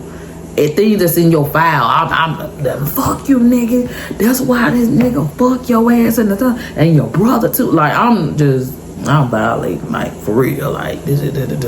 That's why your ass gang. That's why you and your best friend together, whatever. Why you trying to be with a bitch? You know you want to be with her. Like, just going out, violate, do whatever I can, trying to hurt his feelings. Finally, I was like, block, right? So I blocked him, and my baby daddy, he done heard all this stuff. He was like, nah, don't say nothing else to him. So he inboxed him, and he let him know, like, you know what I'm saying? Where you at? Pull up now. Like, pull up now. He ain't telling him where we live. He's like, meet me at such and such park. So he go down in the park. And he was like, meet me at such and such part. Ain't gonna be no talking, man. Come, bring your fist. Like, it ain't gonna be no talking. If you got a gun, we can do that too. But I want to fight you like a man. He was like, there's no reason for you inboxing my baby mom. Like, pull up. So my baby dad done went down to the park.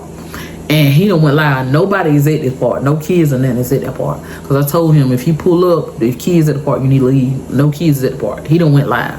He was like, he going off. He was like, yeah, fuck niggas. They want to fight a female. They want to put their hands on a female. But he was just going off like, about my stepson, about my da-da-da. He going off. Because I was with my younger son father at this time. Now pull up on me. Fight a man, bitch. Fight a man.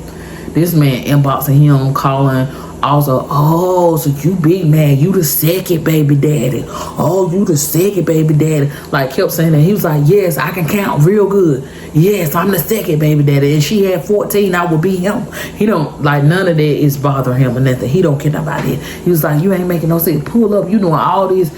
Pull up, like you acting like a female. You acting like a female. You acting like a bitch. Let's talk with our fish. Like, I don't want to do none of this shit. And so he ended up blocking like my baby daddy or whatever. So my baby daddy screenshot and put it on his page. He missed it. He was like, see, niggas want to fuck with a female and he want to put his hand on a child. And he put on his report and everything what he got arrested for. He want to fuck with a child, try to choke a child out. But when a real nigga tell you to pull up, you don't want to pull up. So let this lesson be learned right here. These niggas is bitches out here and they don't want to fucking fight no man. So after that, I didn't hear nothing else from him. Like, a few times he had, like, the last time they actually reached out was his girlfriend added me. And I didn't notice that it was a girlfriend because he didn't reach out. His girl just added me. And I thought she was a semi-cute girl. I'm going to just say semi-cute girl. She was about a 7. She giving a 7 out of 10. She added me all of a sudden. Because anytime a female, I'm gonna look through your page. Now, it's much love, but I had to look through your man like page, like who sent you? Okay, who sent you for real? And so either way, I look through her page and I don't see nothing. So I'm like, okay, cool. I set her probably 5-6 months later. Oh, she done posted pictures of them together talking about some 2 years. What is it? 2 years gone or forever. I don't know. It don't make no sense, y'all. I done been talking forever, but. Oh, what she said? She was like 2 years down, forever to go. I'm thinking like, you been with this crazy net for 2 years, girl. The storage you got. I was off and on. If you calculated the whole time, we probably had a year, but we was off and on. Like, we'd be together for a couple of months. He act crazy. I'd leave him alone. I'd dip out. I'd dip. So, but 2 years, baby, I know boy, you is in shambles. And so, what ended up happening was after all this stuff that happened, he constantly trying to inbox me on different stuff, sending different people to my inbox. But they're not saying that the crazy. He's sending people to watch my page and just trying to figure out where I live at and different stuff like that. And I'm just thinking like, I posted on my page, just move on. You know what I'm saying? We're never gonna get back together. I'm protected everywhere I go. Like, just move on. It's more fishes in the sea. But probably recently, the reason what made me tell this story, whatever, is that, I want to talk to women about trauma and stuff like that. When you go through situations like this, don't try to just brush off like you okay. I remember right before I moved from the house, I had an anxiety attack. And I used to think people used to talk about anxiety like, I thought it was made up. I didn't know it was a real thing. But I remember walking on my porch, the same porch where he broke the glass. And I remember there was a little piece of glass. And this is what made me even actually really go to counseling, because I never want to feel... if you never had an anxiety attack, I hope you don't never have no anxiety attack. Because it's an instant fear. Like, it's a fear... It's not like being scared of the dark. It's a fear that you feel like your life is over. You're dead. Like, you're so scared in the moment. And there was a little piece of glass that triggered me. Like a little small piece of glass that was on the porch, and all of a sudden I couldn't breathe, and I was on this porch and I was just and my son is in the house. Nobody's on the porch with me. I'm not in no kind of danger, but my brain is telling me it's over. And I just remember just like hyperventilating and like I said, people was coming by and checking on me. So this dude I used to talk to, he was circling around because he heard what it was, and he was like one of them A1 dudes or whatever. I'm having this whatever this is, but I don't know what it is. I have no idea. I don't know why I'm I'm out here by myself. It's kind of about to turn dark, but I'm having a full anxiety attack. I can't move. I'm just standing there. Tears are dropping down. I'm terrified like the boogeyman after me. But I'm in one place and I'm looking at this glass. He pulls up. He just pulled up with his car. Get out the car, run. I know it got to be crazy because I'm in one place like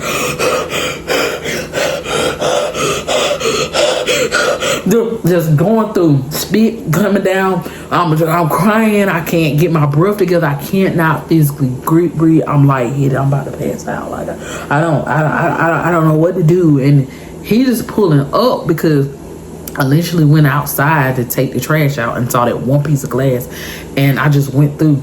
And he came, ran on the porch and picked me up. You're okay. You okay. You okay. My son is in the house, but I'm taking a while to get back in the house. So he coming outside running because he thinks something going on because he hear me hyperventilating. And he said, my God, go get a bag, go get a bag, go get a bag, right? And I don't know what this means, but I learned later on that he used to have anxiety attacks, so he know what this is. I don't know what this is. I'm thinking like it's over. You know what I'm saying? I'm finna die. So he go get the bag and he put the bag on my face and he said, breathe, breathe, breathe. Breathe in the count. He making me count to 10. 2. It's taking forever to get to 3. And I can't hardly breathe. And I'm just trying to get my breath in him. He making me count over and over. Now he making me go backwards. And I'm getting lightheaded, y'all. I'm getting lightheaded. I'm just like zoning out. So I done passed out on the porch. Boom. I'm out on the porch. Because once your brain can't get oxygen, it's out, baby. You're out of here. I done blacked out. I wake up to water get poured on my face. All water everywhere. Splash everywhere. Get up. My son like, get up, get up, get up, get up. Mom, mom, mom, mom. Mom, mom, mom. I wake up. What's happening? Whatever. You done passed out.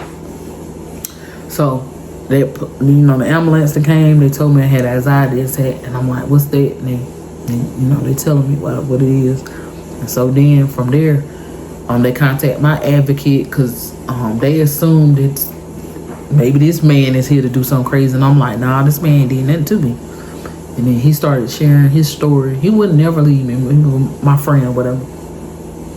And he told me his stories about, once I calmed down, they got me to calm down, take good deep breath, and I just chilled out or whatever. And they gave me something to relax in the IV, and I would not go to the hospital. So they did everything on the truck, and I calmed down and everything. And once I calmed down or whatever, they gave me a number about, to this doctor that, specialized in anxiety and all this stuff like that. And I went and saw them, and they was telling me that I need counseling because I sound like I have PTSD. And I might have messed that up, but I put it across the screen. And post-traumatic stress disorder. Ooh, I think I got it. But after going through a severe situation, you can have that, and I didn't know that. And so they're giving me medication to take and all that. I ain't taking none of that stuff, not no horse pills. Who finna take that? And all they did was make you sleep, so I wouldn't take them. So I would go to counseling though, and I went to one counselor and that didn't work. I ain't like her. She just had her little glasses on, and every time she was talking to me. So you stayed with him after he put grease all over your sink.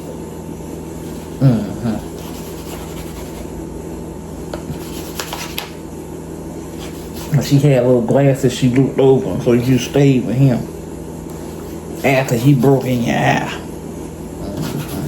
And it was just giving judge, so I fired her. So I ended up getting a white counselor that we talked over the phone. I wouldn't go in her office. Because the last time I went to somebody's office, they were judging me about everything I did and how I kept going back and the cycle that I was in. And if you're a counselor, you got to watch the things you say, because you got to build trust, and you can't build trust if they feel like you judging them. And so I got with this white lady, and then I felt like, okay, she ain't gonna work because she a white lady. She can't understand my problems. But the best thing that ever happened to me, and she said, well, can we talk about whatever? She opened her first counseling session. Can we talk about whatever it is you want to talk about? I said, They told me I needed a counselor, but the other counselor was horrible. So she said, let's talk about it. What made her horrible? I said, she judged me. She judged me on her eyes, her body language. She said, that was terrible. How did that make you feel? And before you know, I'm in there just talking. We doing joke, and it really felt like I was talking to a friend. She understood trauma. She understood the things I went through. She understood being fearful, so fearful you can't move. She understood different things. She taught me different techniques, what to do when I'm facing anxiety. If I feel something triggers me, how to handle different things. And she taught me so many things that I currently use today. If I'm triggered because somebody's too loud when they talk, if I'm triggered because I might be somewhere and I hear domestic violence situation, if I run into people that yell at me, what I can do to take myself out of that moment. And amazing woman. I go to a couple of counseling sessions and stop going, and then if something happens, I go back again. So it took almost 3 years off and on with her, and on the 4th year, I finally developed a couple of skills to just do life. And when I say she took me from the bottom and built me back up, and even, you know, when I wrote this book, because I told her I wrote the book, and she read the book, and she, you know, she get the book, y'all. When I wrote the book, she was so proud of me, y'all. She was so proud of me. She was like, I'm so glad that you wrote that. And, you know, and I remember going to my last counseling session. She was like, you don't need me no more. You don't need, I'm here if you do, but you don't need me for. Everything about you has changed. Everything about you, you know, is healed. So you don't need me no more. You know what I'm saying? And I remember our last counselor said she gave me the biggest hug. It was one of those hugs that made you cry. It was one of those hugs that made your soul release everything. It was one of those hugs to let you know you are okay and you're gonna be okay. Because I think that when you get a good counselor, you get attached to them. They're like your pacifier, and you're like, what if I get into this big world and I can't? She taught me how to speak up for yourself. Don't go with the flow of no craziness. Speak up for yourself. Advocate for yourself. She taught me how to be stern, how to, you know, she taught me to re-be that lioness I was. And baby, I don't go for nothing now. I don't care what you got going. I don't care what you look like, baby. You ain't gonna disrespect me. You definitely ain't gonna disrespect. You probably won't never meet my children. But I don't play that. I don't play no disrespect. If I see one instant of disrespect and I recognize it in you, baby, you gotta go. You gotta go. And to my house, I don't let nobody. To this day, I don't let nobody come to my house. Only 5 people know where I currently live at. And if anybody else knew, they know because I was standing outside when they drove by. But for the most part, I don't trust people like that as far as laying my hair. I learned from that situation, you got to be careful where you put somebody, where you lay your head and your children lay their head. If you casually dating these men and you don't know them, do not take them to your house. Go to their house, and they ain't got no house. You don't even be messing with them no way. And just let them know that, hey, I don't have people to my house. You know what I'm saying? Even when I was dating, you know what I'm saying, after my little baby, that father, no man came to my house. And I'm celibate anyway, so, you know, no man come to my house, baby. So sometimes when people ask me, or do you not date because somebody hurt you real bad? The answer is no. Somebody woke me up on the inside and made me realize that, baby, just because you came from a family that was healed and healthy, everybody don't. And so you have to make sure you protect yourself. And once you start seeing those red warning signs, pay attention. Once your intuition start tingling on the inside, pay attention. And no, I don't view every guy as bad. No, there's some good dudes out here. Trust me when I say it. When you heal, you start seeing healed in other people. When you're not healed and you every weekend, you're not going to be able to see those spirits. Because you got spirits inside of you. You're not going to be able to see it, okay? When you wrapped up in sex with somebody, you're not going to be able to see what's right in front of you. Sometimes signs you're going to see and be like, nah, it ain't that bad. It was 10,000 signs before I even really seriously before he even came to my house the first time. And I should have listened to that. Once I saw he would talk to somebody while he had a girlfriend, that should have been my no. I should not never went through. But I say this to say this, that women, if you find yourself in a situation like this, there is help. please get counseling. Don't think you're gonna go through no abusive situation and you just gonna be okay. I don't care if y'all won't fight every day. I don't care if y'all are just fussing every day. Because what's gonna happen is you're gonna keep attracting those broken people because you didn't heal from that situation. Healing sometimes take 2 months, sometimes it take 2 years. It took me 3 years to heal from that situation, so that when the next guy come around, and the next guy was my baby father, I didn't treat my baby father bad. My baby father, I tell you, he told me I was one of the best people he ever dated. I never took things out, but when we first met, and I think that he was gonna act crazy one time. Oh, you think that Scott was bad, baby? I acted crazy. The first time he raised his voice at me about something, I said, "Hey, nigga!" Took that man by his shirt, slammed him on the refrigerator. Ain't gonna be none of that shit here. I ain't going for it. And he literally was mad about a situation that had nothing to do with me. But I showed him, like, I don't know who you were and what you did. I'm not going for none of that. And my baby father was 5'11", and that ain't tall to some people, but I'm 5'3", so I just want to paint that picture. Imagine somebody, a midget, lifting you up off your feet and slamming you against what's the name, a refrigerator, and her voice changing. I'm not going for none of that shit. You hear me? I don't care who you is. I'm trained to go. And I go. But I realized that I was wrong, and I had to apologize for that moment, and I had to tell him why I reacted. And another thing, if you go through an abusive situation, don't be sharing it with people that you just meet, because they're going to take you through worse hell. And I learned that in counseling. You just don't. It took me almost 3 years. It took the man to inbox me for me to share what happened to me. But in that moment, I just used to always say, if I tweak out from time to time, because I still was working on my healing, because I met him quickly. I met him probably like 3 years after I dated him, and I should have just healed some more. So, y'all, now that I'm thinking about this, this probably happened 6 years ago. About 6 years ago now, because I was with my baby daddy for 3 years. So, either way, 4 years. Probably about 6 years ago, this happened or whatever. This incident happened or whatever, or this with this man. So, boy, either way, fuck nigga. But either way, I'ma stop. Either way, we healed now. But either way, pussy ass boy. But either way, I'm sorry. I'm at to pray. Forgive me, Lord. I'm sorry. Either way, this unhealed creature, okay. And I made peace with it, y'all. I don't hate that man. Like, even if you watching, because I know you about crazy and you obsessed with me. Why are you so obsessed with me? Everybody know, lying that you. Anyway, if you watching this, young man, and I know you probably is, I forgive you, because Christ said that we gotta forgive you. I don't forgive the things that you did, and if you ever try to come and do so, baby, I got okay. You know what I'm saying? It's right here on the table. I won't put it on count. You know, I don't know what you two gonna do with it, but just know that I hope that you are getting the same counseling I got, because you went through stuff I cannot imagine. My father loved me with all his heart. My mother loved me with all her heart.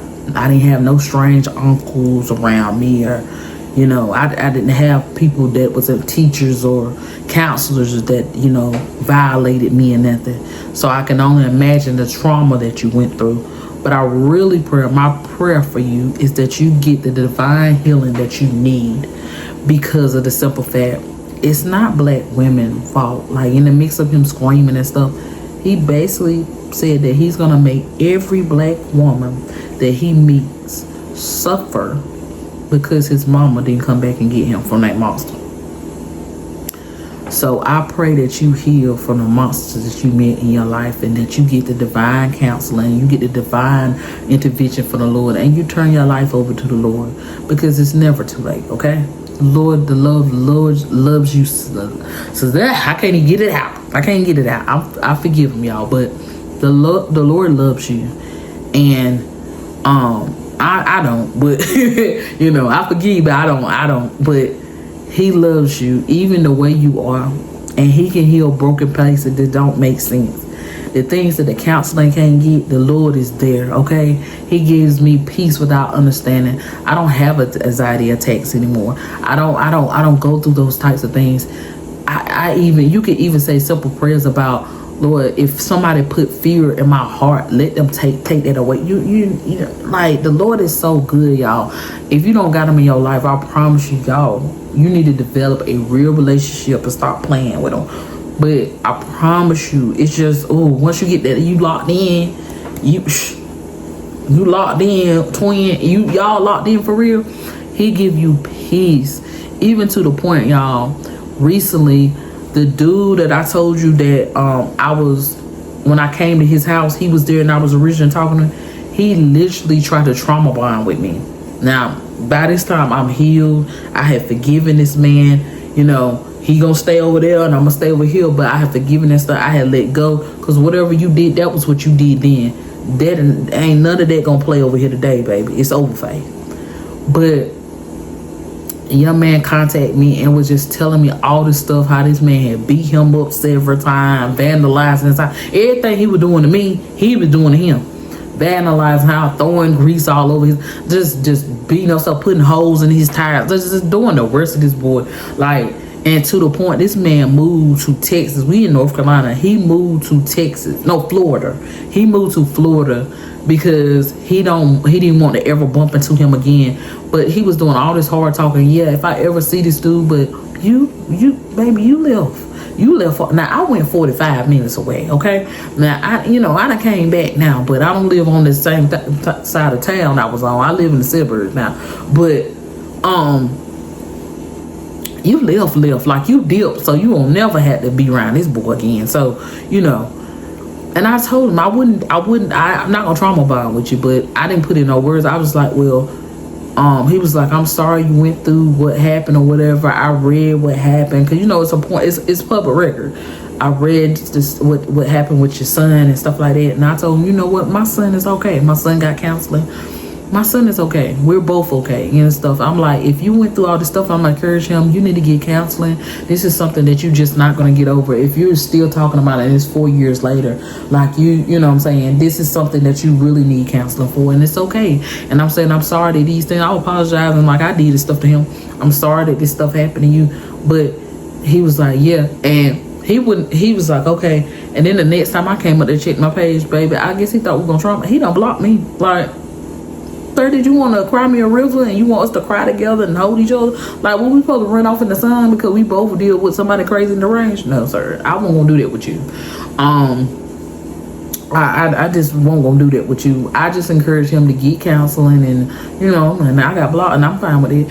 So after that or whatever, I didn't hear nothing else back then. I moved on. Like I said, I was with Noah's father, and we dated. We were together for about 3.5 years, and I ended up just leaving him because he ain't had himself together. Like, he just all over the place, baby. And baby, that story gonna come out too. But he was not abusive in any way. Like, he wasn't abusive in any way. He just was a liar, like a professional liar. He lied about everything. If the sky blue right now, he'll tell you it was purple. Like, he a liar, baby. He lied real bad. But anyway, I have talked y'all head off, and if you got this far, I want y'all to put me. Let me put some crowns in the chat. If you got all the way to the end of this, I want y'all to put some crowns in at the end of this, and I want y'all to go get that book. If you ever been through anything that was hard and difficult, Crown On is just for you. It's about a transformation. It's about healing. It's not just a book. It's just, you know, each chapter you have to do something. It's an assignment that you have to do, and it's a transformation. And I want y'all to go through some of the tools that I went back to get back to me.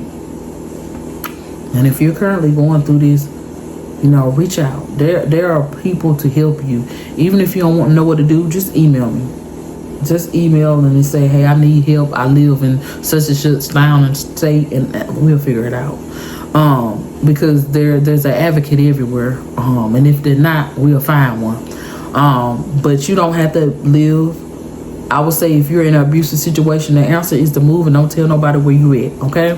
And live there for years and years and years. And if you feel yourself getting uncomfortable, move again.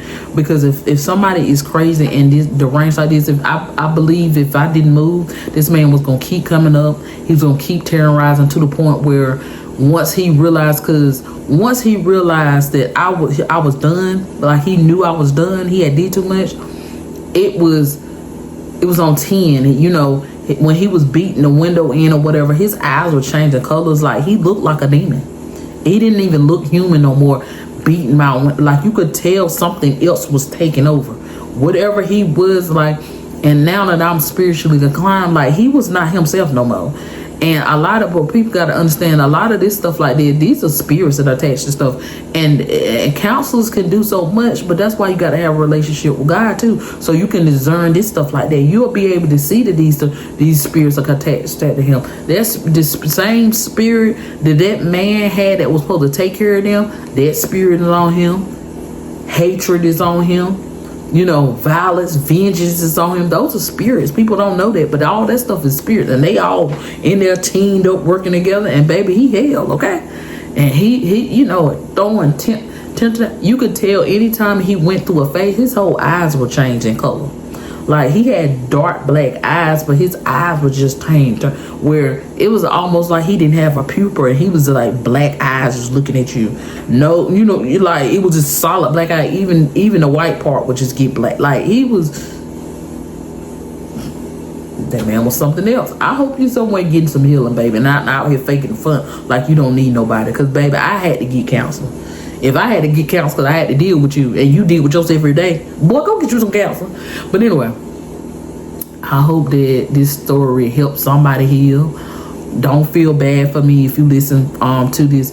I was a friendly fool, okay?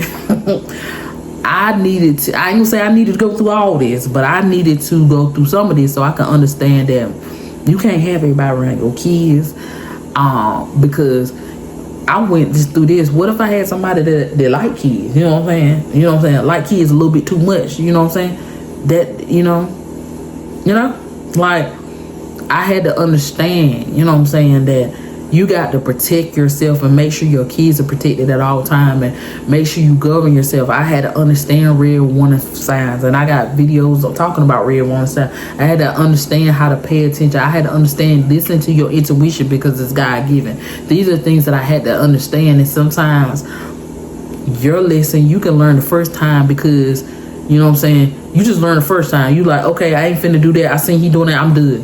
But some people like me got on hard heads, and I don't listen. I don't listen to people's advice. People gave me advice all the time about different stuff, and I had to go through something so I can understand. Oh, I learned 15 lessons I got from that. Okay, you can't have, you can't bring them to your house. Oh, you don't know people like that for real. Oh, you just because you healed on me, they healed, and then you bring them here, and whatever they trauma, they can put it on you. I learned a lot. I learned so much.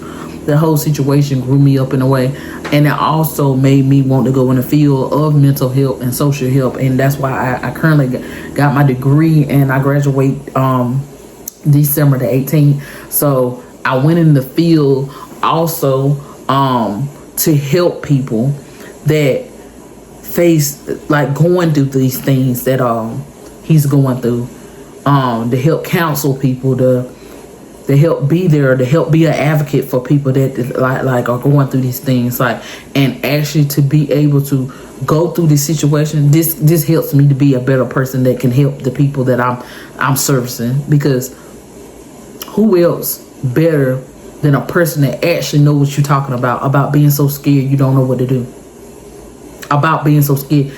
Nobody's gonna understand it, because it's gonna be 10 bitches that watch this, and they gonna say, Lord forgive me, I was doing good. I guess I was. I probably can't, because about 50 times, but you know, the Lord working on me still. It's gonna be about 10, 15 people that watch this and be like, I would have lived. What, you sis? Tyrone don't pay no bill in the house. And he's still in there. Marcus don't do nothing but play the game all day. But he's still in there. But he don't hit me though. He don't degrade me like that. It's the same thing in a different format, but okay. If they ain't there to help you, they're there to hurt you. And no matter where they raising their voice or putting their hands on you, they're hurting your pockets, okay? Alright? If they ain't help, they'll bill. Either way, that's the end of that. I'm sorry that this story time was so long. I hope somebody gets something out of it. Understand that you are the prize, sis, and that you are the prize. Okay? That's how my book starts off. Just so you can understand that you are the prize, baby. You are the prize. At the end of the day, you are the prize. I'm going to just read some of the chapters of my book so y'all can just get a brief of it. Introduction of my book is called Sis, You Are the Prize. Chapter 1 is Broken But Not Defeated. 2, Boundaries and Protecting Your Peace. Minor Mirror Talk and Self-Love Rituals. That chapter is really good. Royal Reflection. Stop chasing validation. The Glow Up Mindset. Ooh, good chapter. Okay? A Drama-Free Living. Okay? Faith, mindfulness, and mental reset. Ooh, needed that. Joy is a choice. Okay? Abundance and the crown life. Number 10. Legacy and living fully crowned. Conclusion. Crown on. Get the book. Is this story impact you in any way? Get the book. If you going through this get the book. If you went through this situation and you ain't got no counseling, get the book. You went through it and you currently going, get the book. It's for you. And it ain't just for people that went through traumatic situations. It's for people that want to reset their mind, glow up, be a better person. The book is just for you. I wrote it just for you. To build you up from the person that you are to your next level. Anyway, I thank y'all so much for clicking play. I'm sorry if this story was long. This is probably the longest story in freaking history that I'm going to tell. The next story going to be 10 minutes. Because, baby, what? If you're a true rally, drop me a orange heart in the comments. And just know that, sis, you the prize. You don't have to go through this stuff. And please don't feel sorry for me. Y'all, I'm good. Trust me. I love me. Me okay. If he come around, anyway, I'm good. I know that this story was kind of sad, but this was the worst dating experience I ever had. This was the worst relationship I ever been in. And I wanted to share this on my membership because I wanted to drop pictures on them. And on my membership, I'm gonna I think I'm gonna do an episode on my membership and the stories that y'all want me to, the ones that I went over, like pictures and stuff for different people that y'all want on my membership. I'll put it up there so y'all can see how these people look, get the videos, us together and stuff like that, so y'all can get the big picture. Like, it won't always bad, and that's how people get you. So your brain can go back like, oh, he did this and he did that and he did, girl, that's a crazy fool, leave him alone. Okay, let me be your intuition. Okay, if anybody's showing signs of the things that I talk about, leave them alone, because there's so many women thinking like it's gonna be okay, or I'm not gonna do this to make them mad, and what's gonna end up happening is they're gonna get too mad one day, and then we're gonna be all dressed in black and we're gonna be at funerals. Okay, so sis, if you're going through this situation, I'm telling you, pick you. You are the prize. Develop you a plan and get out of there. Move on, heal, develop, get your healing. Go get counseling, baby. Go get prayer. Go join a real biblical church that's gonna teach you how to love yourself again. Teach you that, offer support. Find support in your community. Okay, don't isolate yourself. Talk to other people. because that's the biggest thing of an abuser gonna do. They're gonna want you by yourself, not talking to people, because that person knows that if you're talking to people, people's gonna be like, girl, what the fuck? He did what? He said what? Don't nobody love you. That what? That's a lie. You know I love you. And they're gonna check foolishness. People that's around you, that love you, that know you, know who you are, can see who you are. I have this big amazing personality, and I allow this fool to silence it. And when I got out of counseling, I'm thinking like, girl, how in the heck did this boy manage to do something like that? And you know why? Because I would listen to people's stories and I'd be like, nobody never do me like that. Like, boy, I'll whoop his ass. Like, you know, I was one of those. Oh, somebody did it to me. But I promise you, y'all gonna see me on the front news paper. on your news feed. Cause I ain't going for it, baby. I ain't going for it. If that can get you, baby. That Mexican that daggone bat under the bed can't get you, boy. By the time they come get you, if the police come get you, you either gonna be on a stretcher with some cover over you, or you gonna be limping real hard, or you gonna be begging, help me. Baby, I'm not going for it, baby. I'm not going for it. And my son bigger than me now, baby. Baby, we finna jump you. We finna. It ain't going there. It ain't going. I got 2 soldiers, baby. I'm going one up, and that one already full. Baby, he already know. He know what's up. He know what's up. And it's sad you gotta train your kids for war just because it's a lot of unhealed creatures out here. My son right now trying to go. He already knows something happened. First step, call the police. Next step, whoop his ass. Let's get it. Go get the gun. Like Thursday, go get the gun. Like, I shouldn't have to train my son that, but we do what we got to do right here to protect each other. We're family, and at the end of the day, if you don't get anything done for you, you don't go get help. Get help for your children if you got help. If you're going through a traumatic situation, if you don't do it for yourself, if you don't go get healing for yourself, go do it for your kids. And if your kids go through traumatic situation, they gonna need counseling too, sis. Don't be worrying about, oh, they gonna go and tell all the people. They need to talk to somebody, because it's gonna come out in other ways. Now, my son, what he would do is he would be triggered. Like right now, to this point right now,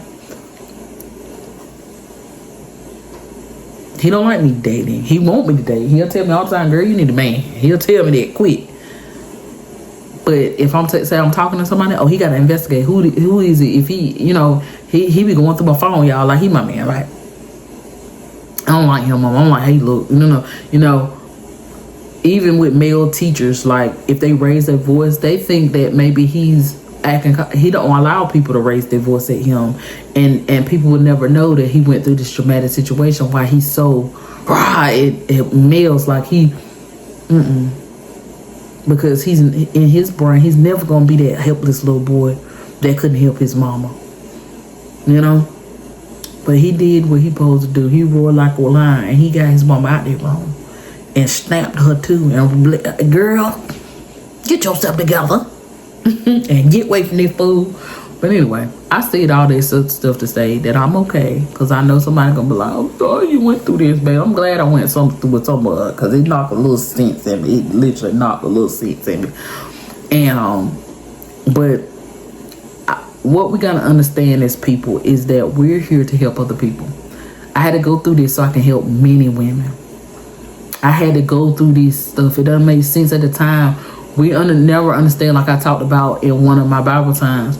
You never understand God's plan is bigger than your pain. So why would you let me? Why would you let me go? You love me. Why would you let me go through this? I had to. Do you know how many women I have helped or going to help because I went through this?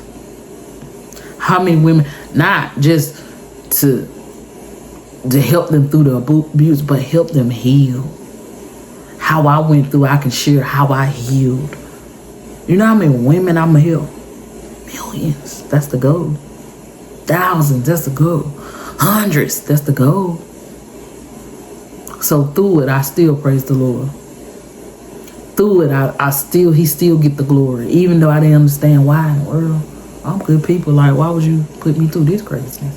Why would you send me this food? I don't think he sent me my food, but you accepted the food. So now you got to go through the lesson to get to the blessing, to get to the degree so you can help these people. And everything takes you on a different path. If you choose this, it takes you on that path. If you choose that, it's going to take you on that path. But he got one path where he wants you to go on. Sometimes you tread off. So you got to learn these lessons because you went off the path that he had you on. So now I went through a lot. Like I went through the dirt roads and all that stuff. So I understand now I'm back on my right path finally.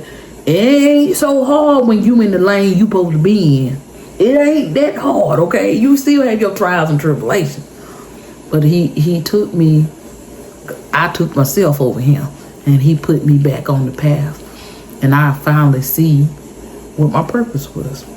I had to go through some things, some of this stuff that I caused, so I can help others. And I'm okay with that. Anyway, I think you're amazing if you watch this far. If you watch period, I'm sorry this was so long. But I hope that you have an amazing day, night, whenever you watching this. Again, my name is Barbara Dior. And just know, I love you. Anyway, bye besties, bye. I'll see y'all on the next video. Thank you so much for watching. Make sure you like, comment, share, subscribe, do all the things, and go buy the book. Put your crown on, baby. Mine got knocked off, kicked off, spit on, kicked to the ground. Little by little, with help, prayer, counseling, little by little, reading books, little by little, watching Powercasts, little by little, people just speaking words, random strangers coming up, speaking words in me, little by little, prayer, little by little, that crown came up. I picked it up off the ground, the crown came up, little by little, little by little. And now it's on. I love y'all. Bye. Thanks for watching. Bye, besties. Bye.